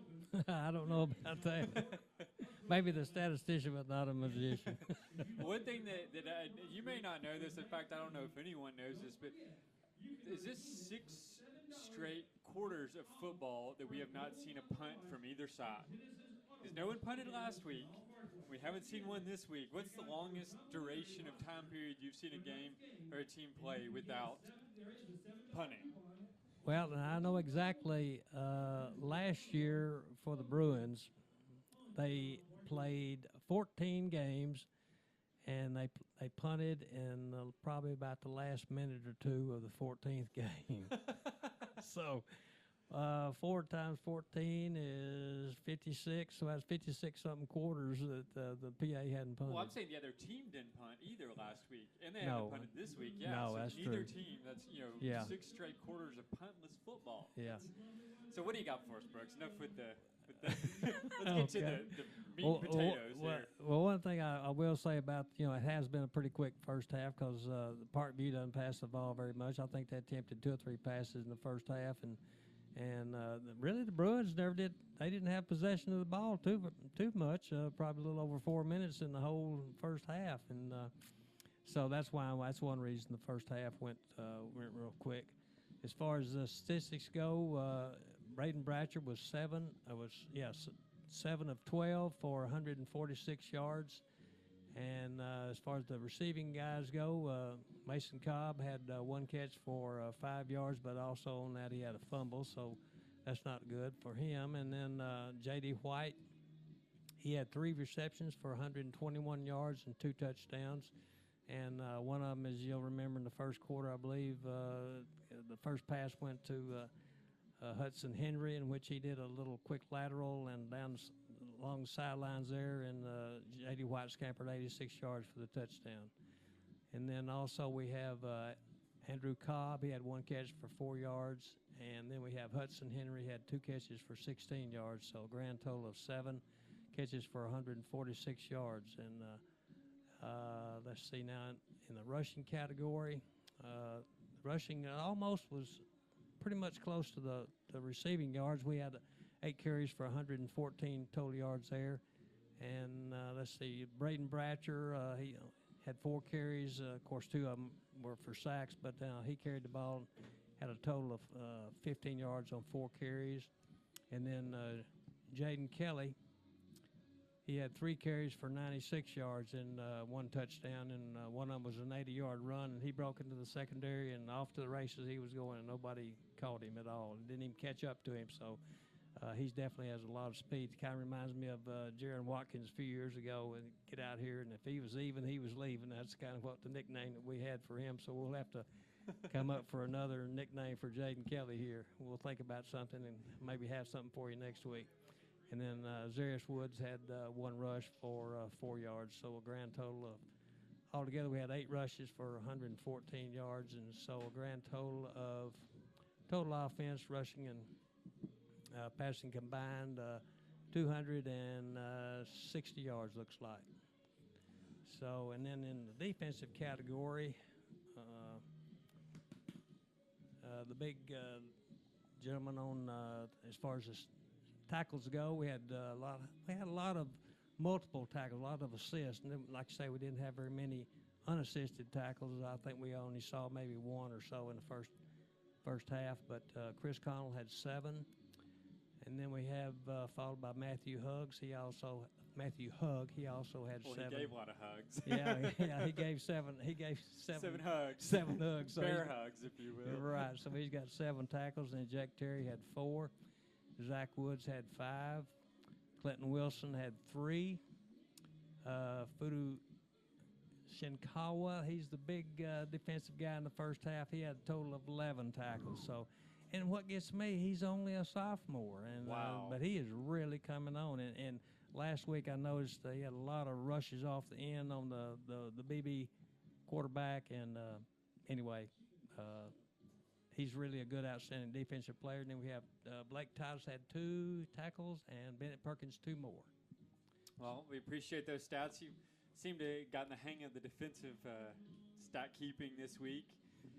Yeah, that's usually I just kind of watch the game on defense, but then I got to think, we always talked about offensive stats, and maybe somebody out there might want to know how about the defense is doing. So I kind of took it on myself to kind of upgrade our stats there a little bit and kind of follow the defensive area of it. I think we can all agree that Chris Connell had the biggest tackle of the half with that half. Looks like it's time to take a break.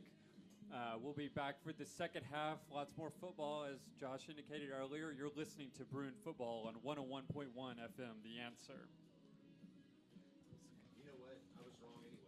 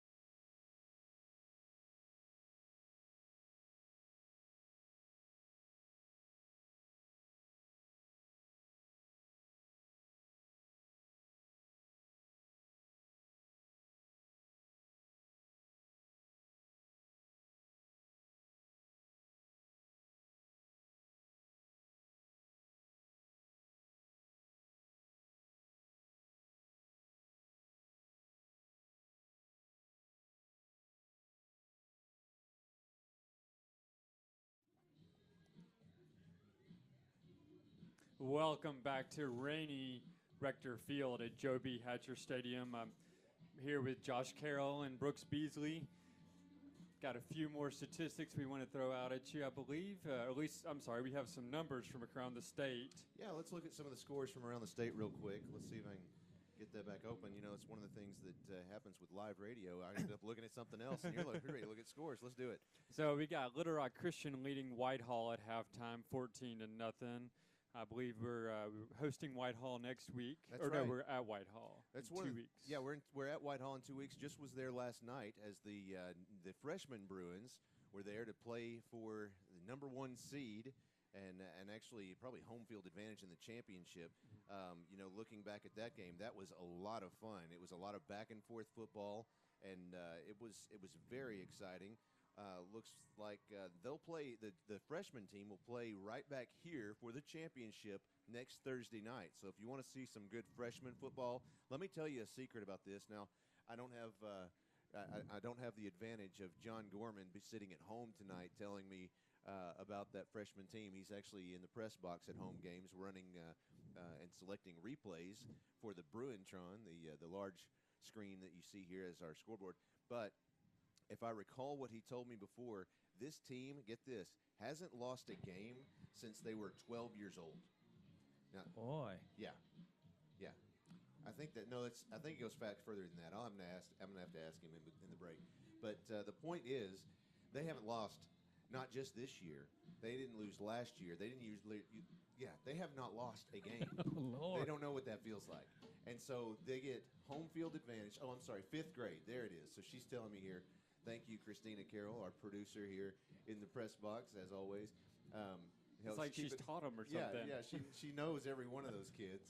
But, yeah, they haven't lost a game since 5th grade. And that's something to say. They're in 9th grade now.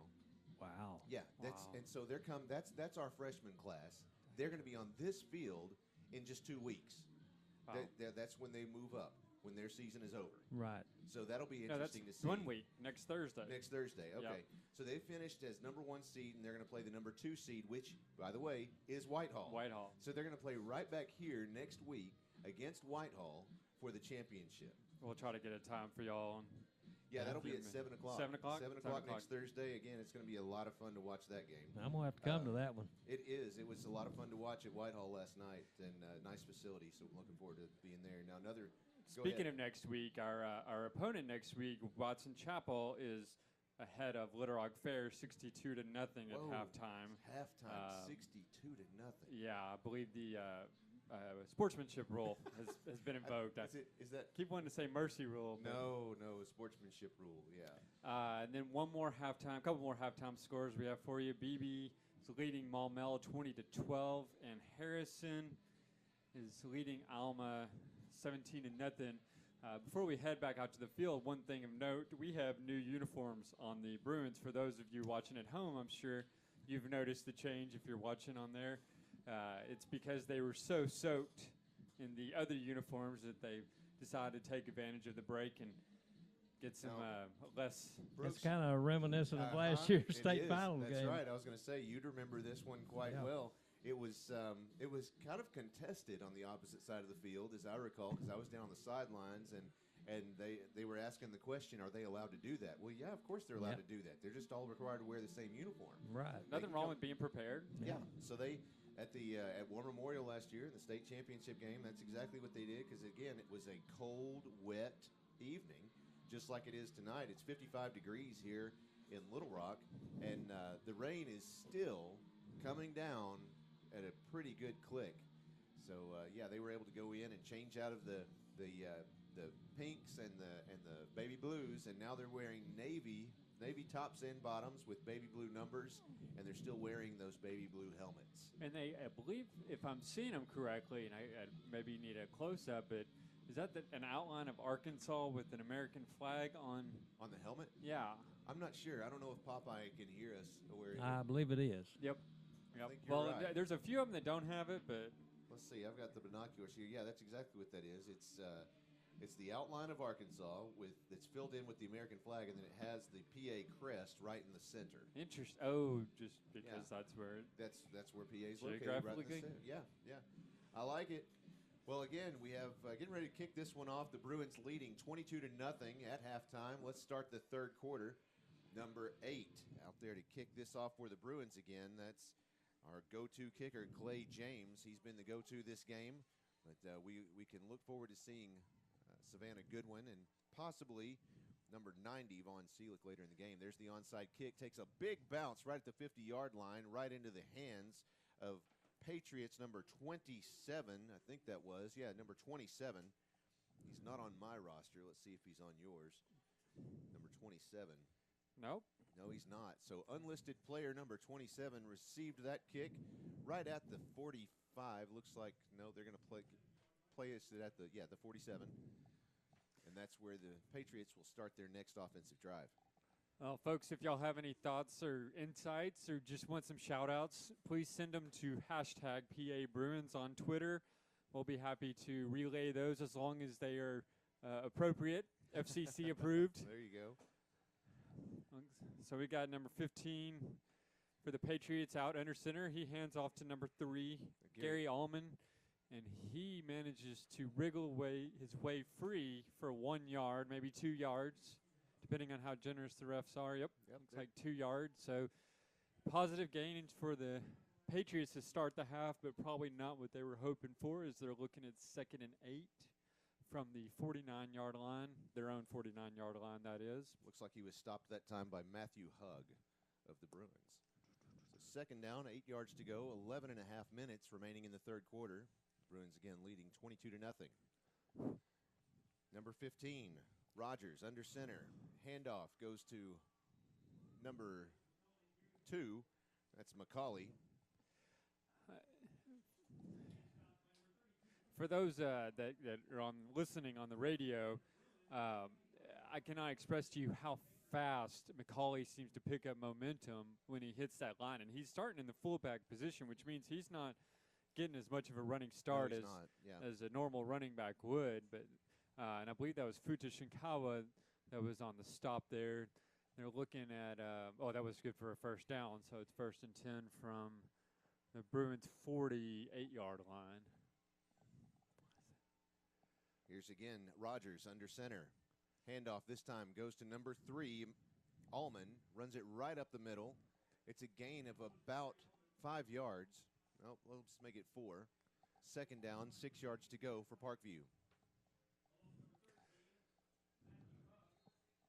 That was Matthew Hugg on the stop again, along with Zach White. Once again, we're seeing those assist tackles tally up. 10:20 on the clock and counting. Rogers under center has a man in motion. Handoff goes to number 2, McCauley, right up the middle. He's at the 20, at the 15, the 10, the 5. Touchdown. Thomas McCauley, touchdown Patriots. As I just indicated, he seems to pick up a whole lot of momentum. If someone doesn't get a hand on him when he gets through that line, it's going to be tough to stop him. I mean, there were a few Bruins that looked like they might catch him at the end there, but just not going to be strong enough to bring him down when he's going that fast. So it looks like the Patriots are going to go for the extra point here, not looking to go for 2. It's 22-6 with 10:05 left in the 3rd quarter. They have number 13 out to kick for them. That's Jalen White. Number 3, Gary Allman to hold. There's the snap. The hold is good. The kick is up, and the kick is good. So that puts the Patriots on the board here in the 3rd quarter with 10:05 remaining. 22-7, the Bruins leading this one. We'll be right back. You're listening to Bruin Football on 101.1 FM, The Answer.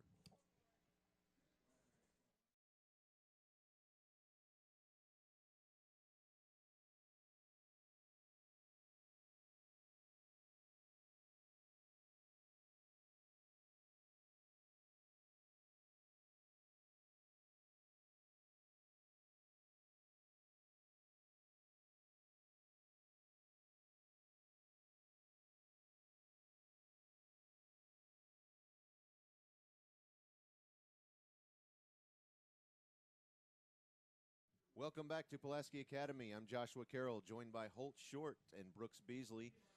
10:05 remaining in the 3rd quarter. The Bruins leading this one 22-7. Just finished a scoring drive, and the Patriots ready to, after their first score, their first touchdown of the evening, they're ready to kick this one off to the Bruins. They have the ball teed up at the 40-yard line. Looks like he's ready to kick it deep this time. You've got Mason Cobb in the backfield, along with number 15, Zach White.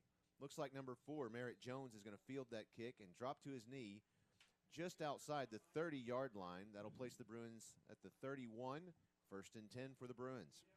That was an excellent job by Jones just to bring the ball in like he's taking a punt, which, you know, the Bruins don't even, I don't know if they practice punt returns since they don't ever return them, but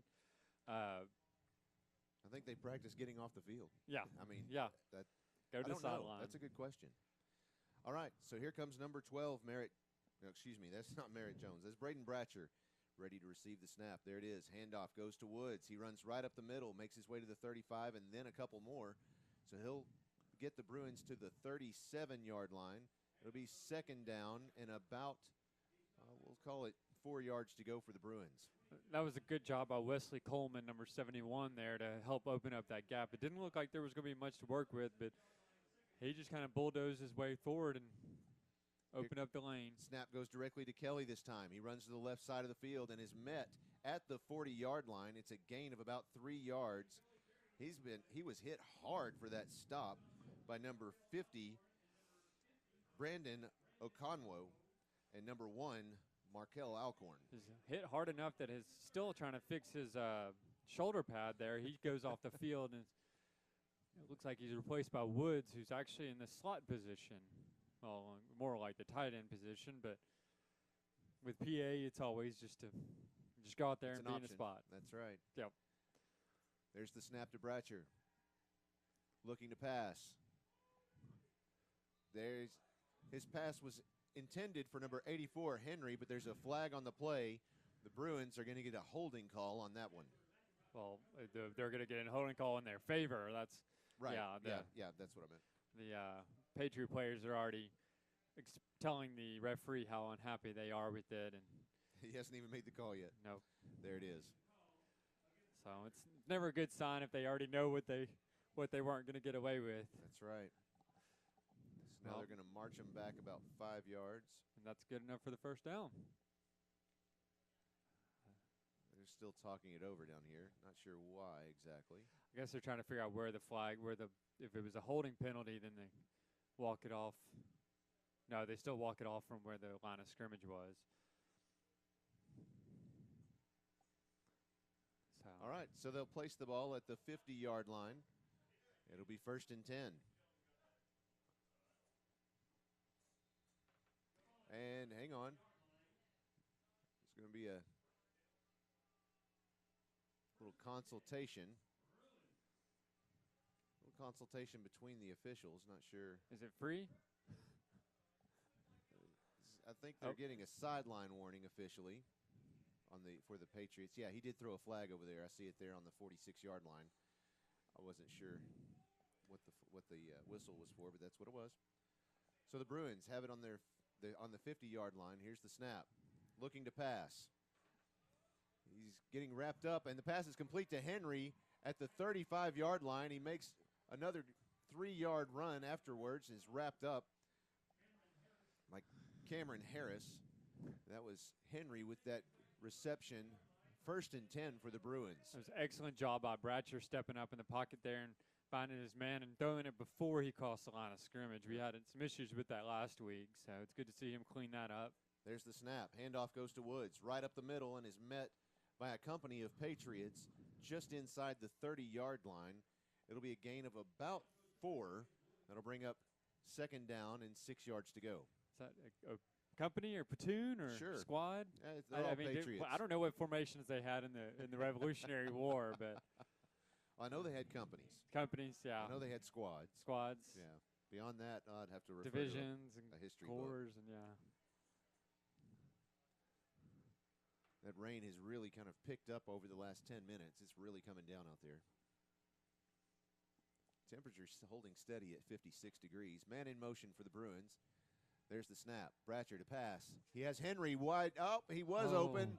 He was open at about the 10-yard line, and then number 10 of the Patriots came running in there. That was 10, wasn't it? Because I don't have a 10 on my roster. Looks like it's what I thought I saw too. But James Jointer. You know, it's interesting. I contacted their coaches earlier this week to ask about a roster, and they said, well, a roster on Max Preps is good. Well, this is the roster I got. So there we are. 3rd down and 6. There's the snap. Handoff goes to J.D. White. He runs out of bounds at about the 20-yard line. That will be enough. It's going to mark down at the 21. That'll be enough to move the chains, though. It's a 1st and 10 for the Bruins. Well, and J.D. White started on the left side, and they just kind of pitched it to him as he was in motion coming from left to right. So, I mean, those plays you get a little scared because you get afraid that they might drop it with the rain or might slip out of their hands. Sure. But not showing much fear tonight with them. And they seem to be working. All right. Snap to Bratcher. Looking to pass to the left side. He's getting a lot of pressure from all directions. He's running it himself. Nope, he's going to throw it. It's complete. J.D. White in the end zone. Touchdown, Bruins. What a play. You know, I call those the schoolyard plays because I don't think that was designed. I mean, Bratcher did an excellent job of evading 2 tacklers, and then J.D. White, I think, just kind of ran an inadvertent go route, if you will. I mean, it looked like he was looking for the ball around the 10-yard line and then realized Bratcher was in trouble and just took off for the end zone, beat his man down there. So there was a penalty against the Patriots during that play, but they declined it, obviously, so the Bruins will accept the touchdown and move on. So they're going to be going for it on go for the 2-point conversion here. I keep saying go for it. Let's go for it on 4th down. You go for the 2-point conversion, both of which the Bruins do. Bratcher operating with an empty set. There's the snap, looking to pass. There's the pass, and he's got Merritt Jones. Oh, and the flag comes in. A flag comes in out of the backfield, out of the end zone. Let's see. Yeah, the Parkview Patriots are not happy about it, so we can assume it's against them. I'm not sure what it could have been for, but yeah, that's going to be offensive passing interference.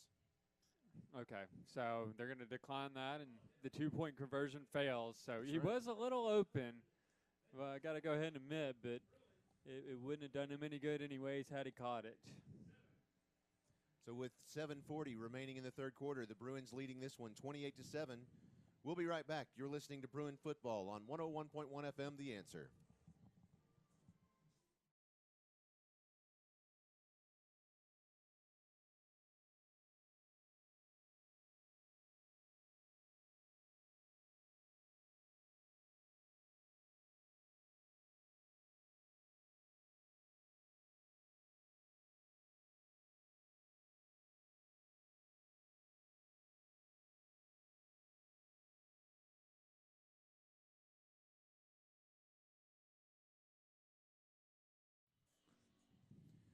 Welcome back to Pulaski Academy. One thing to note, during halftime, we were supposed to have a nice presentation by the Parkview Band, which I was really looking forward to because they have a phenomenal band.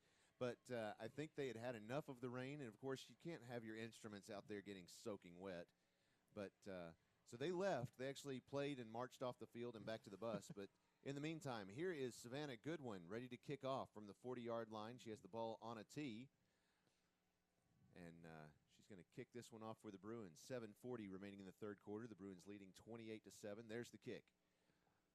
Took a short hop at about the 45-yard line, but was fielded very quickly by the Patriots.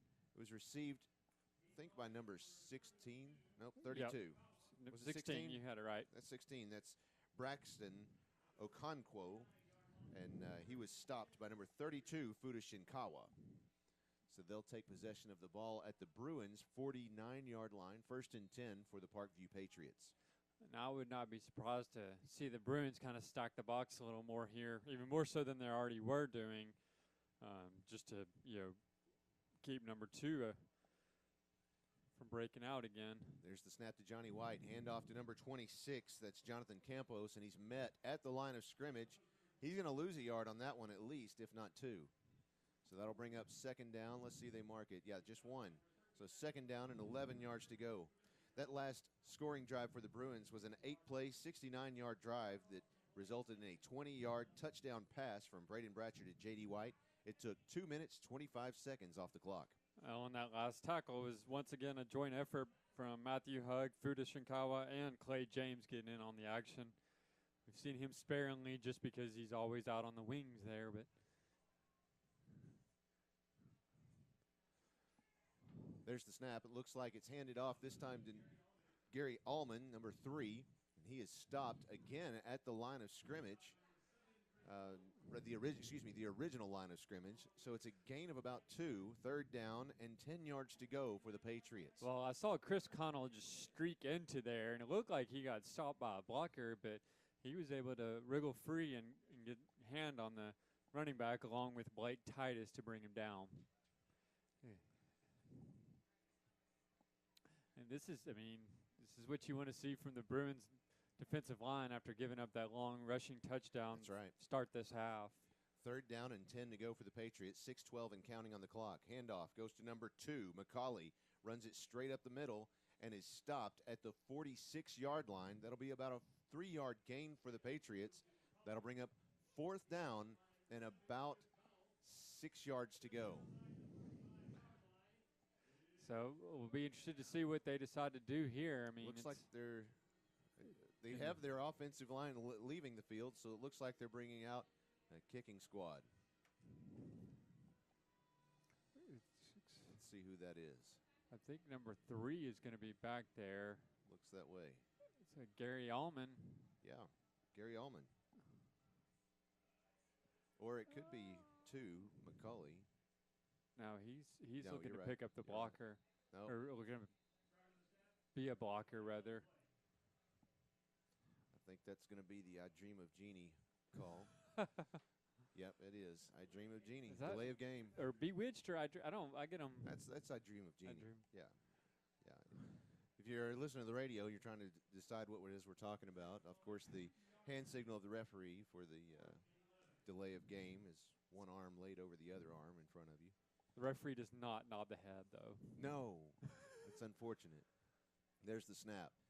It's a good snap. He has the ball. There's the punt, and the Bruins leave the field. It confuses the Patriots. Number 17 is actually pointing at the Bruins like, what? What are they doing? He stopped and turned around and was looking at him like, what? It was pretty funny. Oh, goodness. That's Leonard Elabecki. He was out there, stopped at the 20-yard line and just kind of looking at him and pointing and Y'all not want this? Are y'all done? What are you doing? Had enough? Yeah, pretty funny. Oh, So they'll spot the ball at the Bruins' 15-yard line. 5:04 remaining in the third quarter. The Bruins leading 28-7. The Bruins. oh, it'll be interesting to see if they run it as much as they did that last drive. It seems like they've been favoring a little more of a balanced offense. Bratcher is in the shotgun. He has one receiver left. There's looking to pass. Yep. Oh, and he tried to find that left side receiver. That was Henry, but the ball was about 8 inches above his hands, which is really saying something. That boy is 6'5", 235 pounds, and he did jump up trying to catch that one. But like I've said before, that boy is a big sack of laundry. Mm-hmm. Yes, he is. All right, Bratcher again in the shotgun. There's the snap. Little play action. That's not Woods. Pass is complete to J.D. White at the 10-yard line. They're going to lose yardage on that one, though. It was behind the line of scrimmage where he was brought down. So about a 5-yard loss for the Bruins. That's costly. Yeah, they sniffed out that running back screen attempt. It's always a sign for the linebackers when the defensive linemen can get to the quarterback quicker than they probably should, that tell the linebackers, hey, maybe we need to watch out for running back sneaking out to the line. 4:25 and counting on the clock here in the third quarter. So third down, about 15 yards to go for the Bruins. Bratcher operating with an empty set. There's the snap. Pass. It's complete to Henry. Not enough for the first down, but he gets it beyond the original line of scrimmage. That will put them at about the 18-yard line. So it'll be fourth down, about 7 yards to go. Oh, and J.D. White was taking off down the field there. He was running a little fade route, or go route, rather. But here's Bratcher again in the shotgun. 3 receivers left to the right. He's going to run to the left side, looking to pass, and it was intended for J.D. White, and it's deflected by number 1, Markel Acorn. So the Patriots, now this is an interesting one. The Patriots are going to take possession of the ball already in the red zone. Yep. So right at the 18-yard line, it's 1st and 10 for Parkview. Well, and it's interesting play there by the defender. I'm not sure if he actually had time to think about this or realize it, but he was in position to intercept it, but he just knocked it down basically, because had he intercepted it, he was going to run out of bounds. Sure. Would have been further away. About a 10-yard, about a 7-yard difference. Yep. So here's the Patriots. Handoff goes to number 2, McCauley. He runs it right up the middle for probably a 3-yard gain. That'll bring up 2nd down and 7. Yep, and the clock is still ticking away. 3 minutes and 20 seconds left in the third quarter, with the Patriots threatening to score here after the Bruins failed to get out of their own red zone, or out of their enemy red zone, I guess. Jake Terry with the stop on that play. Here comes the next snap. There it is. Handoff to number 26, Campos. Runs it straight up the middle again. And I mean, number 2, McCauley, is just such a dual threat there, because, if they don't give him the ball, he's still going to be running full force into the nearest Bruin that he could find. I'm not sure who was there on the stop. It was was kind of a mouse right there at the line to bring him down. Well, we can just kind of assume that the Patriots are probably going to go for it on 4th down if they don't get it here on 3rd down, which it does not appear they're going to. Looks like the handoff was to the right side. We have number 2, McCauley, slow to get up. He's looking around, but he's going to stay in. So looking to the sidelines for the signal, decide whether they're going to go for it on 4th down and about a yard. And they are, but they're going for it. All right, so here's number 15. That's Landon Rogers. The quarterback, I think he went for a quarterback keep and just kind of leapt for it. Going to push the line forward. I'm not sure if he made it. Yes, he did. Yep. Yeah, that was just a big surge in the middle by the center and the guards to give him enough space to fall forward for that 1st down. So now from the 5-yard line, it's 1st and goal for the Patriots. They're knocking on the door. Landon Rogers in the under center. Handoff to number 2, McCauley. Runs it straight into the defensive line. He's going to be stopped at about the 2-yard line. It'll be 2nd down and goal. I mean, there were so many Bruins in that stack. I mean, I saw guys felt like running in off the field to join that pile. It just I think one of the middle schoolers came running in from somewhere. The undefeated. Yeah. Or undefeated. freshman. That's right. Again, there's the snap, and another trying to push straight into the middle, looking for a signal from the referee. I heard a whistle, but I haven't seen a sign. Oh, it looks like the Bruins came out of the scrum with it. I'm not sure if they're going to give it to the Bruins. There was nobody there to actually see them take possession. We're not getting any flags, any signals, anything here. It's just everybody standing around looking with number 43 of the Bruins hopping up and down, showing he has the ball. That's Grant Pino holding the ball up in the air, and they say no. Okay. No, 3rd down and 1. 3rd and goal from the 1-yard line, even though Grant Pino wanted to claim. And ownership's 9/10 of possession's 9/10 of the law when it comes to ownership. I guess you're the only lawyer on the crew, so leaning on that other 1/10. There's the snap, and this time number 2, McCauley, runs it straight into the end zone for a Patriots touchdown with 32 seconds remaining in this 3rd quarter. That was some smash mouth football, if there ever was some. It really was. I mean, I can't recall the last time I saw just 5 or 6 straight plays. It just didn't seem like they were going very far. But hang on, let me take a quick moment to point out the Sure. fact that Watson Chapel and Little Rock Fair, that game is over. It's over. I'm not sure how long it's been over, but it's over. 8:51 is the time. 62-0 was that final score. Well, the game against BB last week was over at 8:58, I believe. Right, but so, I mean, that was incredible too. So there's the kick up off the foot of number 3, Gary Allman, and that extra point attempt is good. So our score with 32 seconds remaining in the 3rd quarter, Bruins leading 28-14 over the Patriots. Let's take a quick break. You're listening to Bruin Football on 101.1 FM, The Answer.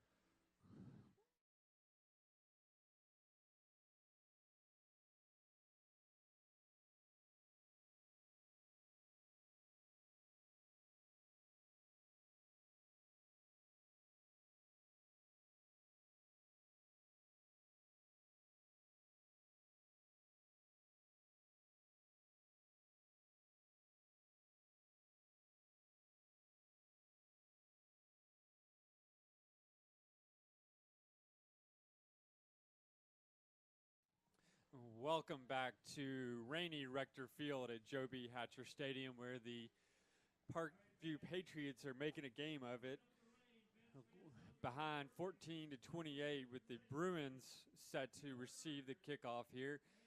The past few times that the Patriots have kicked off, they have not kicked it deep. They've put it about the 30-yard line of the Bruins and just said, hey, we'll give it to you there if you can come up with it. With all the rain coming down. I've had a question that came in just a moment ago wanting to know the Little Rock Christian at Whitehall game. Little Rock Christian is leading 28-0 in the 3rd quarter. That'll have some effect on playoffs. The kick is up, and it's fielded by number 4, Merritt Jones. He immediately takes a knee, at the Bruins 36-yard line. That was almost identical to the last kickoff. I mean, it was Mary Jones who caught it. That's right. Right in between that 30 and 40-yard line marker. So let's see if the Bruins can get that lead back up to 21 points here, 22, depending on whether they can, go for two or not. Braden Bratcher in the shotgun. He has one tailback to his right, a man in motion. There's the snap, looking to pass. Pass is complete to Kelly behind the line of scrimmage, and he's sacked right at the 30-yard line.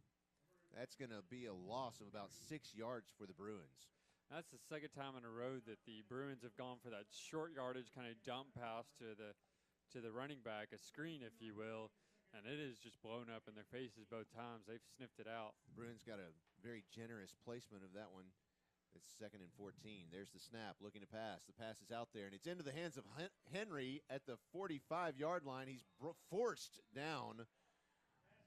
He comes up with still a happy-go-lucky attitude right there at the 48-yard line inside Patriots territory, and that's the horn.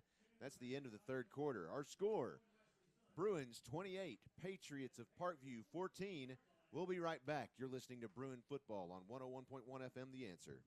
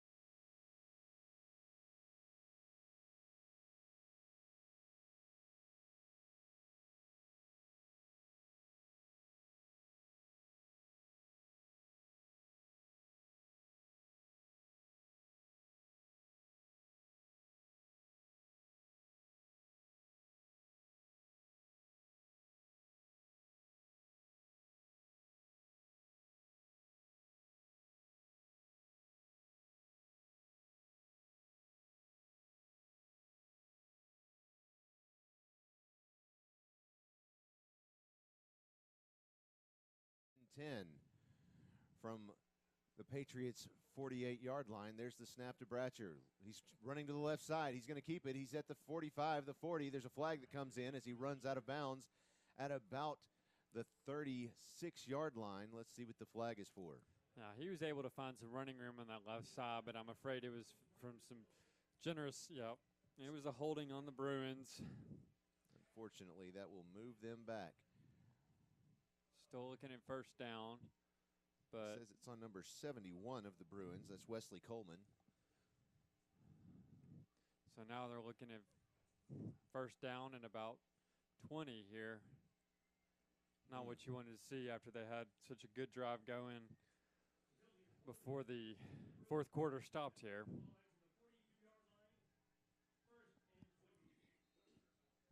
First down, 20 yards to go. Bratcher looking to the sidelines. They're now moving from left to right in front of us in their navy blue uniforms after changing at halftime.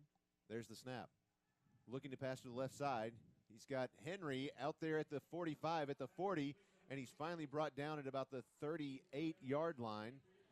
And let's see if he made enough for the first down. I think he did, but let's see what the referees say. He says, hang on.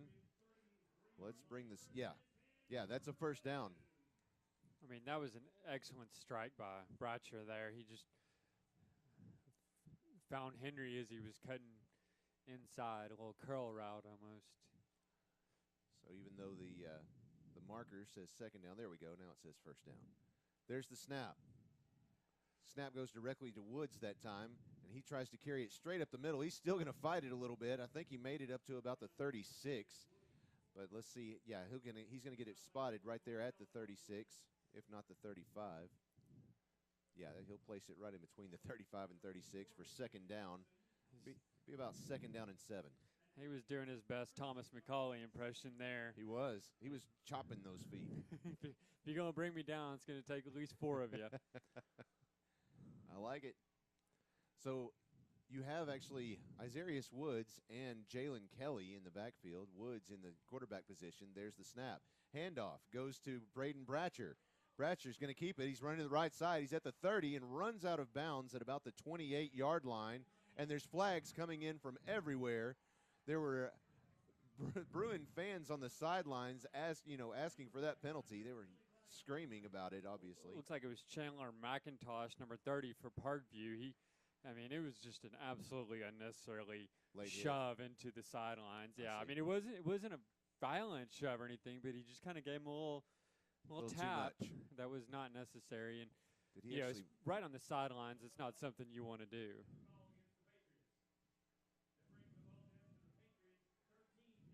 So after they assess that personal foul, they're going to place the ball at about it's inside the 20. It's about the 14-yard line. Looks like it. Yeah, they've got a Patriot down on about the 25-yard line. So let's go ahead and take an injury timeout with them. Injury timeout is brought to you by Bowen Heffley Orthopedics. We'll be right back. You're listening to Bruin Football on 101.1 FM, The Answer.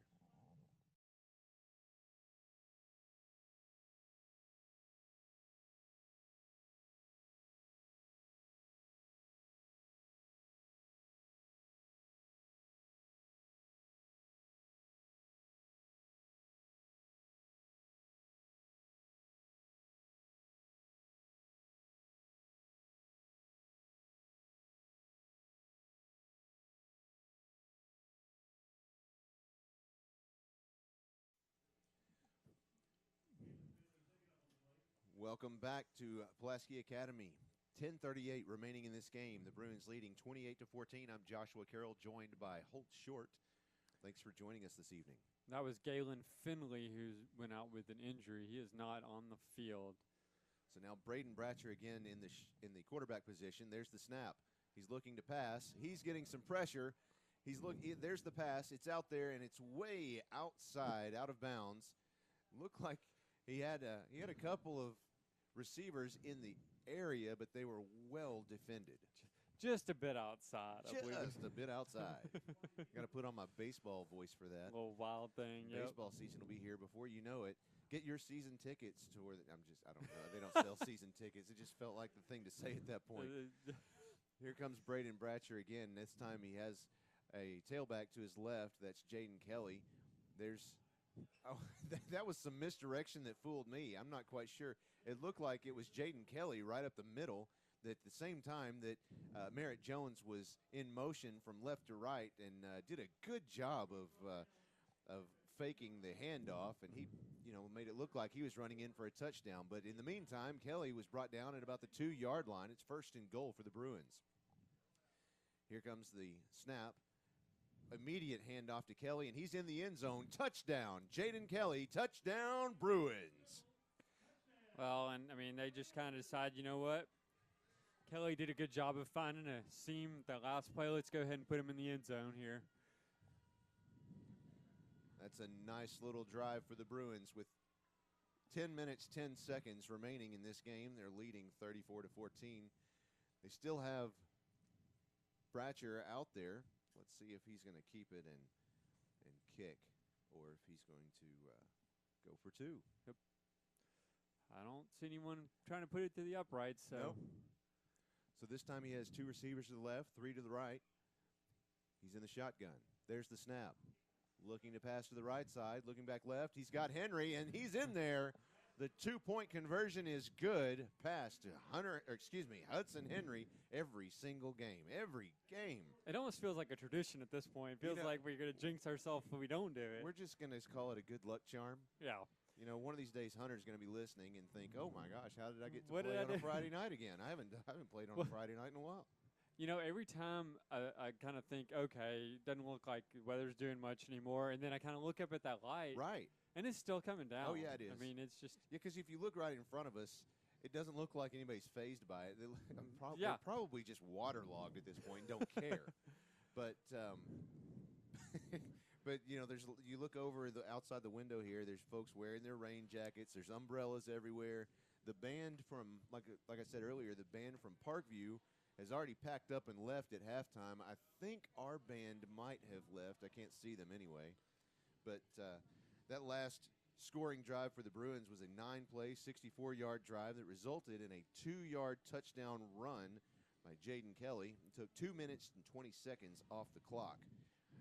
It seemed like a much longer drive, but that's because it went through one quarter. Sure. You skipped a quarter, and then we had the injury timeout, and so it just kind of it seemed like it was a 5-minute drive as opposed to half that. So Vaughn Seelig making his debut appearance tonight, the second of 2 freshmen that were called up this year. He is the second freshman to join the team out there to kick for the Bruins. He has the ball on a tee, but it's laying on its belly on the tee at the 40-yard line. Here he comes. There's the kick. Takes a nice little worm burner, if you will, just past the 50-yard line. There's a nice little scramble for it. We're going to find out who comes out of this one with the ball. Nope, looks like the Patriots have the ball at their own 49-yard line. Oh, and that was about as close of a toss-up as we've seen tonight with the onside kicks. It looked like the Bruins might actually have had a shot at it there, but just couldn't quite get it at the end.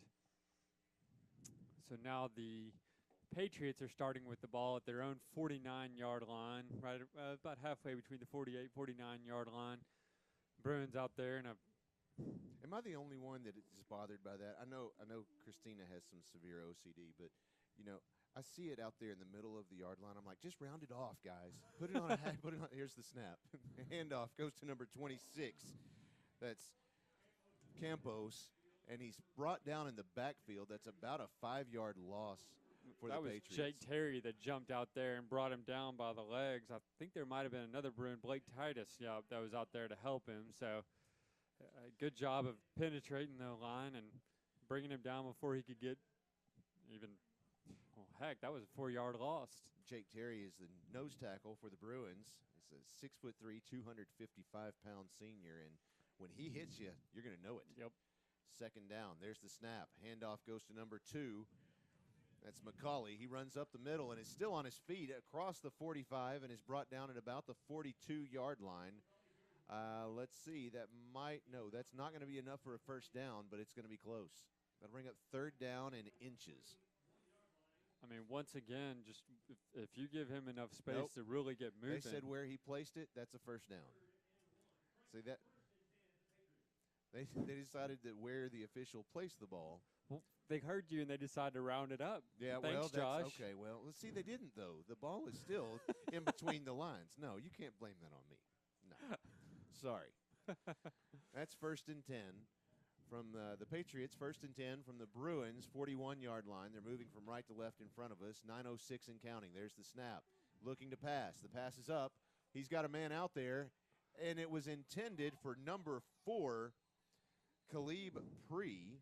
There's a flag out there. It looks like they're probably going to get Zach White for pass interference. No, that's a holding call. A holding? Yeah. Oh. That's a holding against the Bruins. I didn't see that, but that's not what I saw at all. Been some very interesting calls on both sides by the referees tonight. I'm not sure how they're seeing this so well with the rain, but who am I to judge, right? Who are you to judge, Holt? I'm not sure. 8:57 remaining in this game. The Bruins leading 36-14. Here's Landon Rogers under center. Handoff goes to Gary Allman. He's running the right side, and he is hit hard. Get out of there, young man. He was hit hard by number 34, Blake Titus, who tried to acted like he was going to talk a little smack after hitting him, but he's just making sure he's okay. But the other Bruins around him had the sense to wrangle him in. Yeah, well, don't want any confusion, misunderstandings. Yeah, don't need any. What do they call it? The hankies on the zoysia. I don't know. Second down and about 16. The handoff this time goes to number 35. Is that right? 35? That's 26. 26 again. That's Campos. And another big stop by the Bruins there. He's stopped this time by Clay James, kicker and defensive player for the Bruins. Good job by James to once again show up when he's needing. So it's 3rd down and 15 yards to go for the Bruins. 7:50 and counting on the clock here in the fourth quarter. The Patriots have the ball on the Bruins' 36-yard line. Man in motion. There's the snap. Handoff goes to McCauley right up the middle. It's a gain of probably 3 yards. That'll bring up 4th down and about 11 yards to go for Parkview. I mean, it's hard to tell who was even there. I mean, it looked like there were 5 guys on the tackle. At least Clay James, Grant Pena, and Chris Connell were in there to help. But, there were at least 2 other Bruins that were right there, bring him down. I mean, Looks like just how many men does it take to bring out McCauley? Jake Terry has got something wrong with his finger. It looks like he got it jammed up inside that scrum just then, and he's staying in. He's shaking it off, but it's obviously bothering him.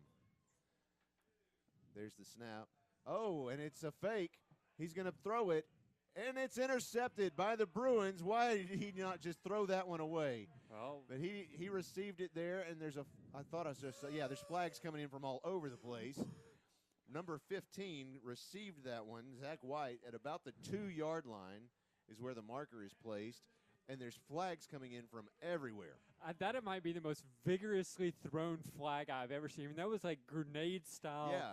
Just launched it about 10 yards down the field. That's why I wasn't sure if it was a flag at first, because it came in like a dart. I thought it was a yellow canary. I mean, that was he was clearly trying to get the flag. They had to try to get the flag about where the foul occurred, and he could see that the foul occurred, 10 yards down the field. And, of course, we're still back there watching the runner with the ball, but sure. You look up, and there were at least 2 Bruins and 1 Patriot player on the field laying down. So that's one of the things one of the things that I don't like about this particular job is the fact that, I'm watching the game. Yeah. And I forget to say, well, what's going on over here? Yeah, so, and it's yeah. Well, and of course, when you have offensive players, they're not defensive players, they're not as used to blocking, so right.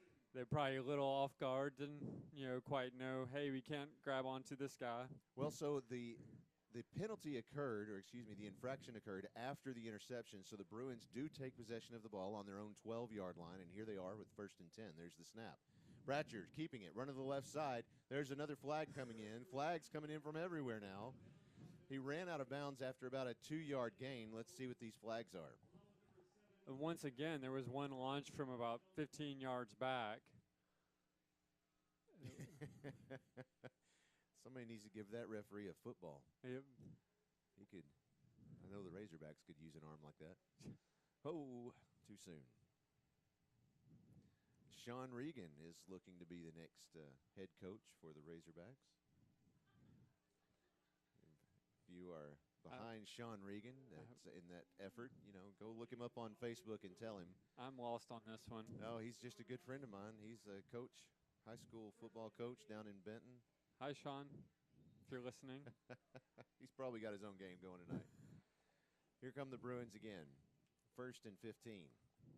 Bratcher in the shotgun. There's the snap. He's looking to pass. The pass is up there, and it's caught by Henry just inside the 25-yard line. Let's see. Yes, that will move the chains. 1st down, Bruins.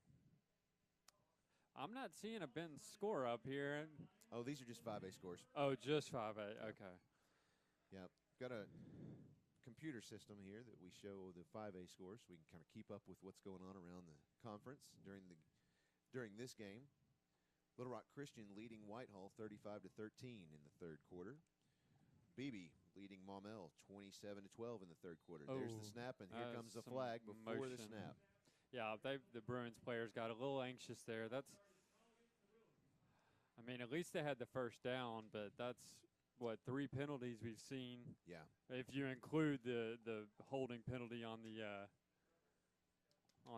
return, the interception return.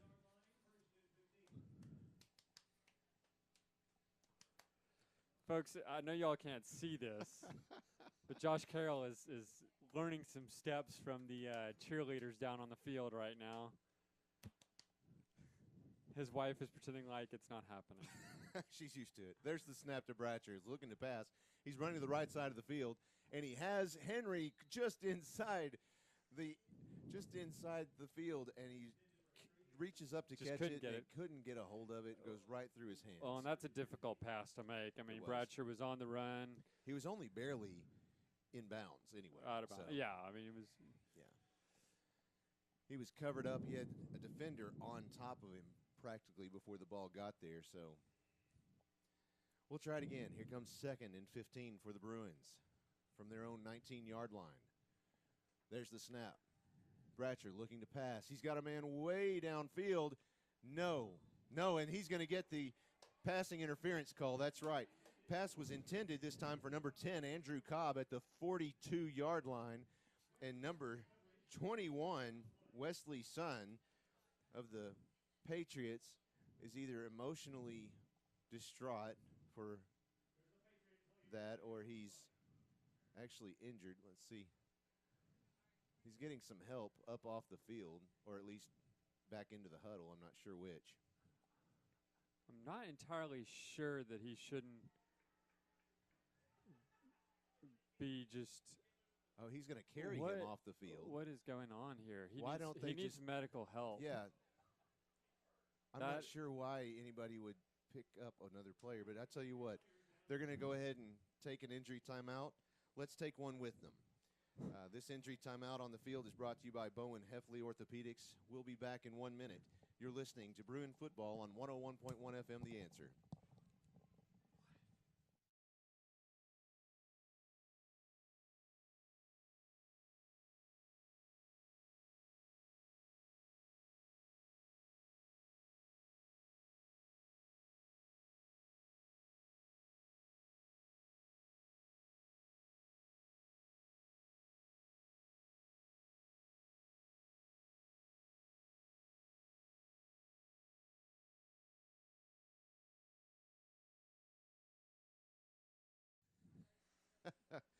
Some dramatics out here on the field. I'm not sure what that injury was, but we're back.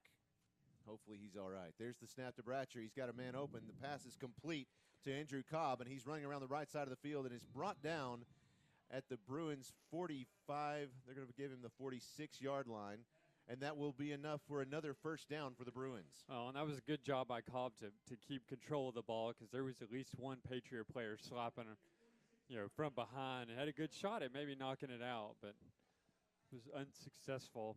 So from their own 46-yard line, here's the Bruins, 1st and 10, snap.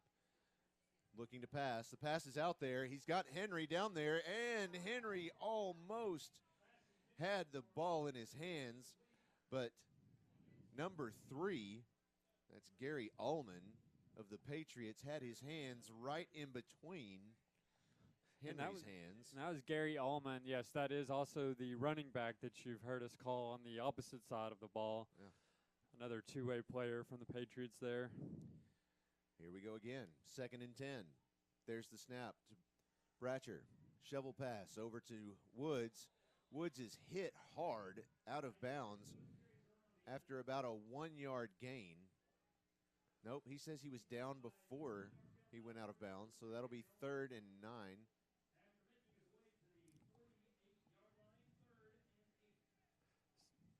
Looking to the sideline for the play. It never ceases to amaze me, and you've said this before, they don't hesitate to just put a massive men on the weak side, on the short side of the field, and still go for it. That's right. I mean, I'm sure there's statistics to back it up, but. So now the Patriots are going to call timeout. No, that was the Bruins. Referee's signaling that there was a Bruins. So look, Patriots player indicated timeout. But I guess they'd already called it for the Bruins. All right, well, let's go ahead and take a break with them. You're listening to Bruin Football on 101.1 FM, The Answer.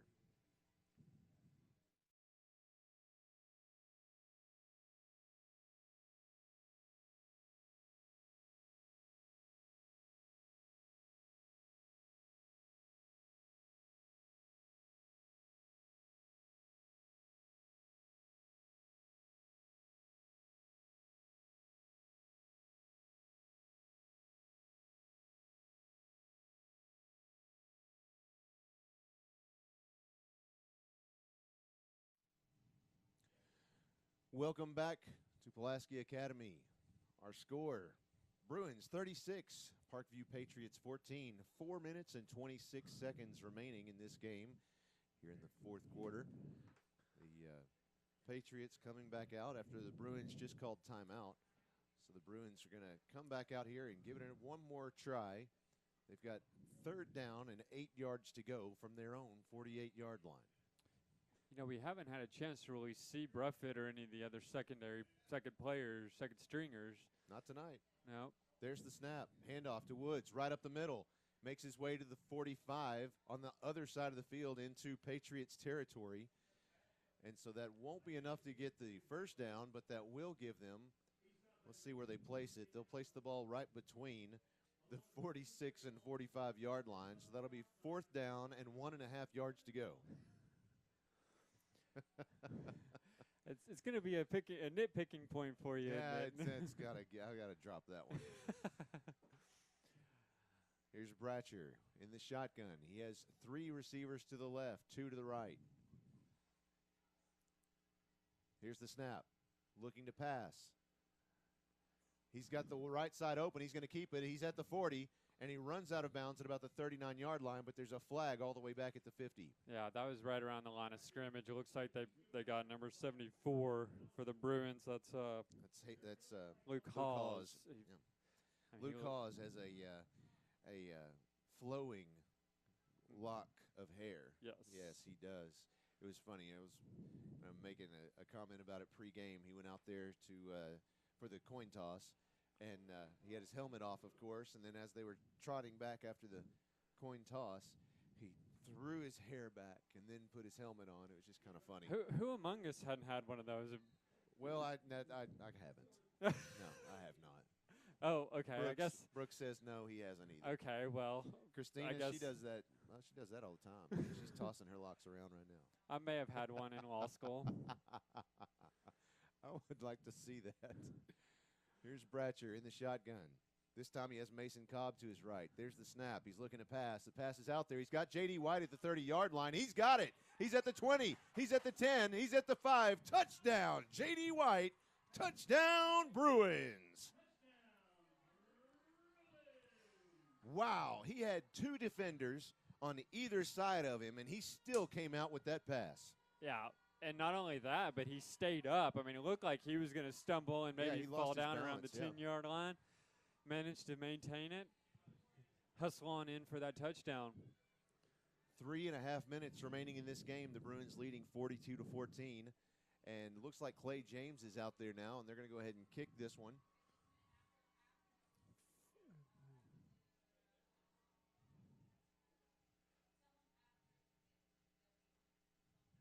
So we have Clay James out there. We also have, and the Patriots jump off sides before the snap. Clay James is signaling he wants to stay out there. Looks like he's going to get to. So they'll go ahead and move up just a little bit. It's interesting.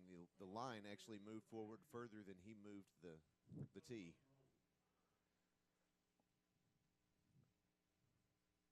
Waiting for the snap. There's the snap. There's the hold. There's the kick, and it's good. So 3.5 minutes remaining. The Bruins leading this game 43-14. We're going to take a break. We'll be right back. You're listening to Bruin Football on 101.1 FM, The Answer.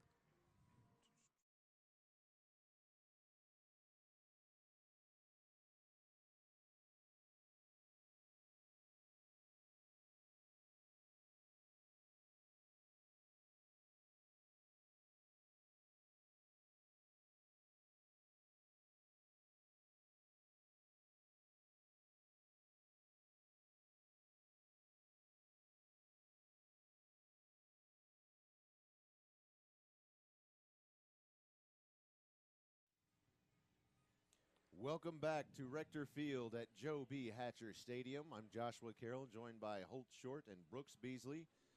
And the Bruins running away with this one, 43-14, with 3.5 minutes remaining in the game. The points in the range just keep coming. Yeah, they neither have stopped this entire game. That's true. Nope. It's still coming down. I think it's lightened up just a little bit. But that last scoring drive for the Bruins was an 8-play, 92-yard drive that resulted in a 55-yard touchdown pass from Braden Bratcher to J.D. White. It took 3 minutes and 5 seconds off the clock. Here comes number 8, Clay James, to kick this one off to the Patriots. There's the kick. Another worm burner right across the 40-yard line. It's picked up by number 3, Gary Allman, and he is tackled at the 40-yard line. So that's where the Patriots will start their next drive in their own territory at the 40-yard line. Once again, there were just a number of Bruins that were in on that tackle. It's one of the few times where, the looks like it was Hunter Ney and Mason Cobb. Mason Cobb. There's an L in there that throws me off every time. But K-O-L-B. Mason Cobb, Yep. that in on the tackle, and one of the few times where the return man actually has room to run. So it's actually a real tackle as opposed to just a fall down on the guy that already fell down.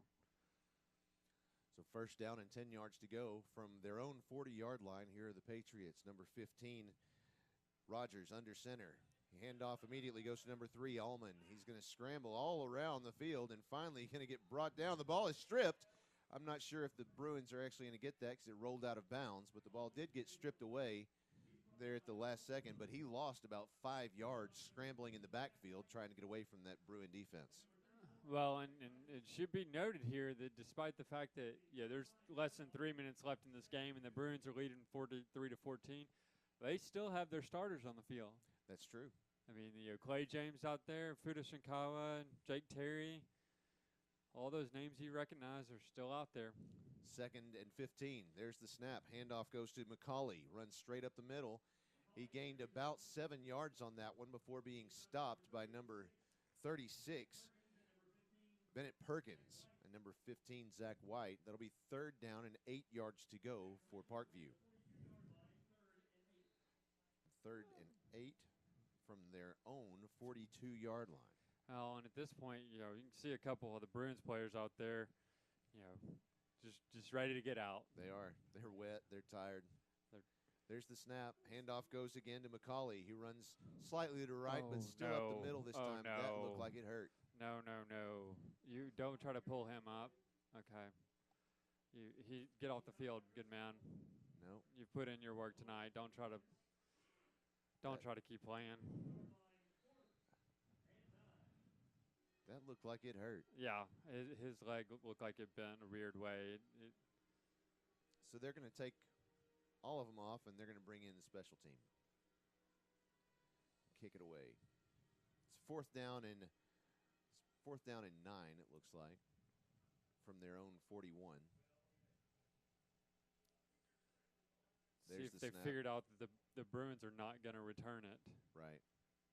They're still going to kick it out of bounds. It goes out of bounds at the Bruins' 40-yard line. Looks like that was number 56 over there for the Patriots. That's Mason Davis. Made the catch there. Making his debut on the sidelines with the trying out for a punt return there team. You go. He was ready. Yep. So 1st and 10 for the Bruins from their own 42-yard line. We've got a minute and 19 on the clock remaining in this game. Let's see, looking back at the scores, Little Rock Christian 42, Whitehall 13, Beebe 34, Maumelle 24, both of those in the 4th quarter. So here come the Bruins in a tight formation. They've got one man in the tailback position. There's the snap.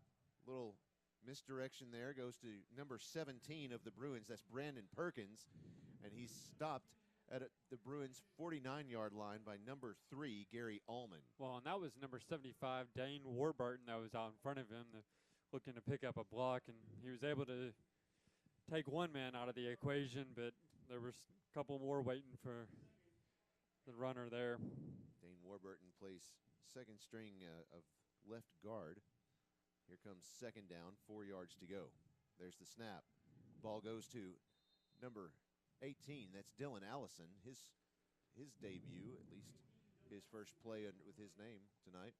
42 seconds remaining in the game. Looks like Jack Polk is out there. Got number 22, Carter Beer Bombs out there. It's third down, 2 yards to go for the Bruins. Number 16, Nolan Bruffett is in the quarterback slot. Here comes the snap. There it is. Handoff this time goes to number 22. That's Carter Beerbaum. He gets stopped at the line of scrimmage hard. Yes, And he did that'll bring not up make it far. No loss, but no gain on that one. 4th down and 2 yards to go. Maybe a little pride, lost a bit. He's shaking. He's nodding his head. He's good. Yep. Get me in, coach. Got one more in me. There's 15 seconds left. I'm not sure if he's going to get to. It's still counting. 13, 12, 11. The play clock has 10 seconds, so they have to snap it. I'm not sure if they realize that yet. 6, 5, 4, 3, 2, 1. There we go. Got it off. Dylan Allison with the shovel pass. He runs to the 50-yard line. He's at the 45. He's going to scramble around and be brought down right at the 40-yard line. And that's a ball game, folks. Our final score at Pulaski Academy: Bruins 43, Parkview Patriots 14. Stick around. We'll be right back. We've got some statistics and looking forward to next week. And we'll cover some of the other 5A scores around the conference. We'll be right back. You're listening to Bruin Football on 101.1 FM, The Answer.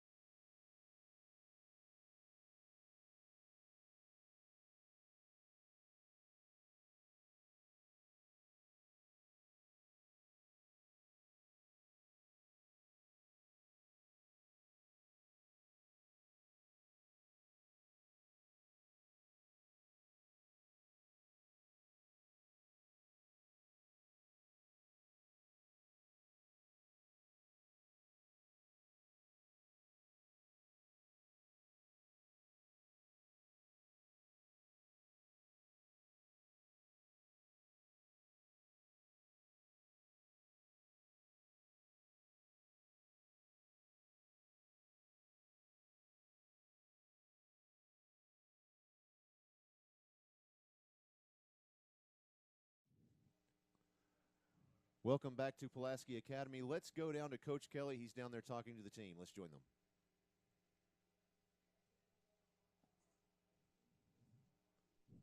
Nope, not hearing anything. Let's just keep it here. Doesn't look like our microphone is actually turned on down there, so we'll just keep it here. Well, it's been a great game for the Bruins. I tell you what, a final score of 43 to 14. Let's go ahead and, as Brooks is still tallying up some of the stats from this game, let's look at the scores from around the state. We have a few final scores to share with you in the 5A conference. So here in 5A Central, in the 4th quarter, Little Rock Christian is currently still winning over Whitehall, 49 to 13. The Little Rock Fair was soundly defeated by Watson Chapel at 62 to nothing, and that game ended at about 8:50 this evening. Beebe has won over Maumelle, 34 to 24. Harrison has beat Alma 31 to 0. I already saw a post on Twitter a moment ago that Alma said, you know, the only great thing they have to look forward to is the fact that if they get to the playoffs, they will not have to play Pulaski Academy. That was interesting. Blytheville is falling behind Batesville, 6 to 38 in the 3rd quarter. Final score from Camden Fairview tonight: Camden Fairview 63, Hope 9. Greenbrier 52, defeating Clarksville 10 in the fourth quarter. Final score in Hot Springs Lakeside, 42-7. Hot Springs Lakeside taking that win away from DeQueen. Final score in Huntsville, Farmington 48, Huntsville 7. We don't have a score at all on the McClellan and Magnolia game tonight. In the fourth quarter, Valonia and Morrilton are tied at 28. That should be a good one. In the third quarter, Forest City 18, Nettleton 16. Final from Paragould tonight, win 35, Paragould nothing, a shutout in Paragould. Final score from Texarkana, Hot Springs 20, Texarkana 37. And lastly, in the second quarter, that must be a long game, Greene County Tech 7 at Valley View tonight 14. So those are all of your scores that we have right now, courtesy of fearlessfriday.com from 5A. So it's great to have all of those scores. And I know we have several bear claws to give out tonight. Yes. What do you think? Well, on the offense, going to go ahead and go with Braden Bradshaw. I mean, he distributed the ball well. He found lots of targets, and he made a lot of things happen that, both with the air and with his feet. We'll get the final numbers from Brooks in a minute here, but I know they're going to be pretty impressive probably. And then on the defense, it was a close one between Blake Titus and Chris Connell.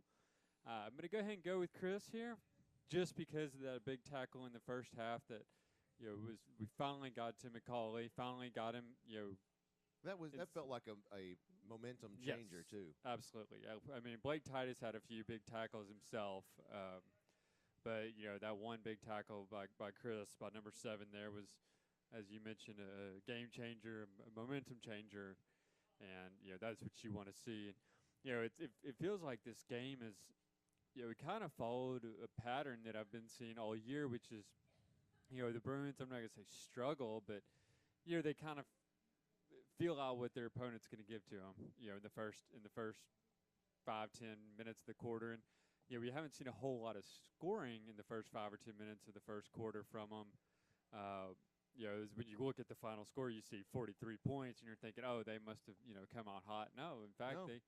I don't think we saw a score for the first 7-8 minutes of the game, and then once they figured out, okay, this is what they're going to give to us, let's attack the weak points. Not only it's like they can make changes. Most teams do them in the second half. It's like the Bruins do it in between quarters. Mm-hmm. They do. On the fly, if you will. So. Next week we will play right back here at Pulaski Academy against Watson Chapel. We're looking at Watson Chapel so far this year. They have an overall record of 1-5-1. Of course, that's one of the things that we talked about at the beginning of this year. I think we were coming back from Memphis that night. Yes. That we had those terrible storms that ripped through the area, and Watson Chapel was one of those that it had to end their game with a tie, which normally you don't do in high school football in Arkansas. But that's two of the teams that in Arkansas, I think, did have to do that night. So they have a score of 1-5-1 in conference play. They're 0-4. In the state, they are ranked 108.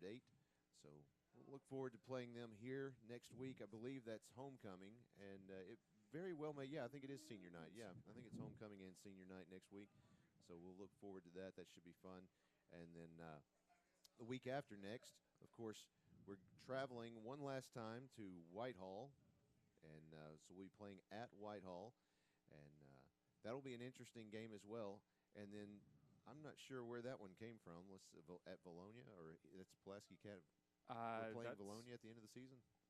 That was not on the schedule. That No, can't be right. No, I don't think so. It's on Max Preps, but I'll have to get them maybe to they're check trying that. to. No, it's not even indicated as a playoff game either. I don't know. That's strange.